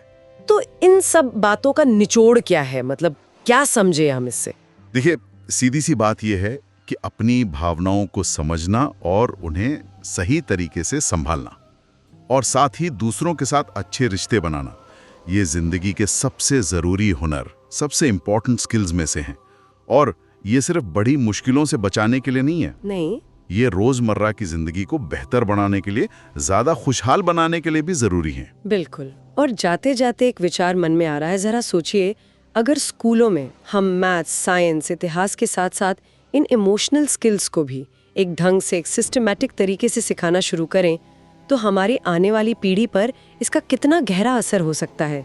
क्या हम अपनी भावनाओं के मामले में ज़्यादा साक्षर, ज़्यादा लिटरेट बन सकते हैं? इसके बारे में सोचना चाहिए। Now let's begin to part 5, Emotional Illiteracy. It is the last chapter of this book. Chapter 2, Schooling the Emotions. अरे, आज हमारे पास स्कूलों के बारे में कुछ बहुत ही दिलचस्प बात करने को है। ये सिर्फ मैथ्स या साइंस की बात नहीं है, बल्कि कुछ ऐसा है जो शायद हमारी रोज की जिंदगी के लिए उससे भी ज्यादा जरूरी है। मेरा मतलब है अपनी फीलिंग्स को समझना और दूसरों के साथ अच्छे रिश्ते बनाना। जरा सोचिए, स्कूल में कैसी क्लास हो जहां बच्चे ये सीखें कि भाई जब बहुत गुस्सा आए या उदासी लगे तो क्या करना है, या मान लीजिए दोस्तों से झगड़ा हो गया तो उसे शांति से बिना लड़ाई झगड़े के कैसे सुलझाएं। सुनने में ही कितना अच्छा लगता है ना। आज हम इसी इमोशनल इंटेलिजेंस पर, मतलब भावनात्मक समझदारी की जो स्कूल एजुकेशन है, उस पर थोड़ी गहराई से बात करेंगे। ये आखिर है क्या चीज, स्कूलों में से कैसे सिखाया जा रहा है और आजकल ये इतनी जरूरी क्यों मानी जा रही है? चलिए पता लगाते हैं। बिल्कुल। और ये आइडिया, मतलब ये सोच अब काफी जोर पकड़ रही है कि स्कूलों को बच्चों के एकेडमिक्स के साथ साथ उनकी भावनाओं और उनके सोशल स्किल्स पर भी उतना ही ध्यान देना चाहिए। इसे कुछ जगहों पर सेल्फ साइंस भी कहते हैं, लेकिन ज्यादातर इसे सोशल एंड इमोशनल लर्निंग या शॉर्ट में कहें तो SEL कहा जाता है। SEL, हाँ। तो ये होता कैसे है? जैसे मैंने चीज़ पढ़ी थी कि कुछ स्कूलों में बच्चे सुबह अटेंडेंस में प्रेजेंट सर या प्रेजेंट मैम नहीं बोलते, बल्कि वो 1 से 10 के स्केल पे बताते हैं कि वो कैसा फील कर रहे हैं। ये तो बड़ा ही अनोखा तरीका लगा मुझे अपनी फीलिंग्स को समझने का। हाँ, ये सेल्फ अवेयरनेस यानी अपनी भावनाओं को अंदर क्या चल रहा है उसे पहचानने का एक तरीका है। उन्हें नाम देना ये पहला कदम है बेसिकली। इसके बाद आता है फीलिंग्स को मैनेज करना सीखना। जैसे गुस्सा आ रहा है या चिंता हो रही है तो उसे हैंडल कैसे करें। बच्चों को ये समझने में मदद की जाती है कि गुस्सा अक्सर किसी गहरी चोट या शायद जलन जैसी फीलिंग का नतीजा हो सकता है। अच्छा, और वो कोऑपरेशन स्क्वेयर्स वाला खेल जिसके बारे में हमने पढ़ा था, वो भी कमाल का था। बच्चों को ग्रुप्स में पजल सॉल्व करने थे, पर कंडीशन थी कि बोलना नहीं है, इशारे नहीं करने हैं। जबरदस्त तरीका है टीम वर्क और शांति से मिलकर काम करना सीखने का। बिल्कुल। इसमें कोऑपरेशन यानी सहयोग, एम्पथी मतलब दूसरों की फीलिंग्स को समझना, खुद को उनकी जगह रखकर सोचना, और कन्फ्लिक्ट रेजोल्यूशन यानी झगड़ा सुलझाने का हुनर, ये ज़रूरी लाइफ स्किल्स सिखाए जाते हैं। जैसे वो एक कहानी थी रहमान और टकर की, जिनके बीच कुछ बहस हो गई थी, तो टीचर ने उन्हें सिखाया कि कैसे बिना चिल्लाए शांति से अपनी बात रखें और दूसरे की बात ध्यान से सुने। अच्छा, तो पॉइंट सिर्फ झगड़ा टालना नहीं है, बल्कि उसे ठीक से कंस्ट्रक्टिवली हैंडल करना सीखना है। जैसे वो स्टॉप लाइट टेक्निक, वो मुझे बड़ी अच्छी लगी। Right. रेड लाइट मतलब रुको, शांत हो जाओ, सोचो जरा। येलो लाइट मतलब प्रॉब्लम को समझो, क्या क्या ऑप्शंस है वो सोचो, उनका नतीजा क्या होगा ये सोचो। और फिर ग्रीन लाइट मतलब जो सबसे अच्छा सोल्यूशन लगे उसे चुनो और करो। ये तो स्कूल के बाहर भी, दोस्तों के साथ, घर पर कितना काम आ सकता है। एग्जैक्टली और ये समझना ज़रूरी है कि ये स्किल सिर्फ उन बच्चों के लिए नहीं है जिन्हें हम शायद प्रॉब्लमैटिक समझ लेते हैं। नहीं, ये हर बच्चे के लिए फंडामेंटल है। बिल्कुल जरूरी। ये उन्हें स्ट्रेस संभालने में, अपने इम्पल्सेस को, मतलब जो अचानक तेज इच्छाएं या विचार आते हैं, उन्हें कंट्रोल करने में और बेहतर डिसीजंस लेने में मदद करते हैं। और इसे सिर्फ एक अलग सब्जेक्ट की तरह पढ़ाना ज़रूरी नहीं है।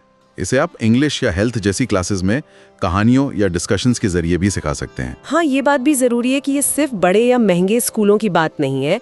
जैसे वो न्यू हेवन शहर के स्कूलों का उदाहरण था ना, हाँ, वहाँ ये प्रोग्राम्स उन जगहों पर भी कामयाब हुए हैं जहाँ बच्चों के सामने चैलेंजेस ज्यादा होते हैं, जहाँ शायद इसकी सबसे ज्यादा जरूरत है। हाँ बिल्कुल, और रिसर्च भी यही दिखाती है। जिन स्कूलों में ये SEL प्रोग्राम्स अच्छे से चल रहे हैं, वहाँ बच्चों की अपनी फीलिंग्स को समझने और संभालने की एबिलिटी बेहतर होती है, उनके आपसी रिश्ते सुधारते हैं, और हैरानी की बात है उनकी एकेडमिक परफॉर्मेंस यानी पढ़ाई लिखाई भी सुधरती है। स्कूलों में लड़ाई झगड़े और सस्पेंशंस, मतलब स्कूल से कुछ समय के लिए निकाला जाना, वो भी कम होते देखे गए। बच्चे ज़्यादा जिम्मेदार बनते हैं और क्लास में बेहतर ध्यान लगा पाते हैं। तो कुल मिलाकर देखें तो ये सिर्फ किताबी ज्ञान नहीं है, ये तो जिंदगी जीने का सलीका सिखाने जैसा है एक तरह से। सेल्फ कंट्रोल, एम्पैथी, कोऑपरेशन, ये सब कैरेक्टर बनाने वाली बातें हैं। और आज की दुनिया में जहां बच्चे इतनी तरह की चुनौतियों का सामना कर रहे हैं, ऑनलाइन भी ऑफलाइन भी, ये इमोशनल लिटरेसी उन्हें एक बहुत मजबूत फाउंडेशन दे सकती है। ये सोचने वाली बात है कि अगर हर स्कूल इसे सीरियसली लेना शुरू कर दे तो हमारी सोसाइटी पर, हमारे समाज पर लॉन्ग टर्म में इसका कितना पॉजिटिव असर पड़ सकता है। हाँ, ये सच में सोचने वाली बात है कि शायद दिमाग के साथ साथ दिल को भी एजुकेट करना, उसे भी सिखाना पढ़ाना उतना ही या शायद उससे भी ज्यादा जरूरी हो सकता है। Thank you for diving deep with me in the world of emotional intelligence. Watching till the end shows your utter commitment to self-improvement. Keep it up. You can also check my other videos. You can considering liking this video, subscribe the channel and share it with like-minded person. Keep learning.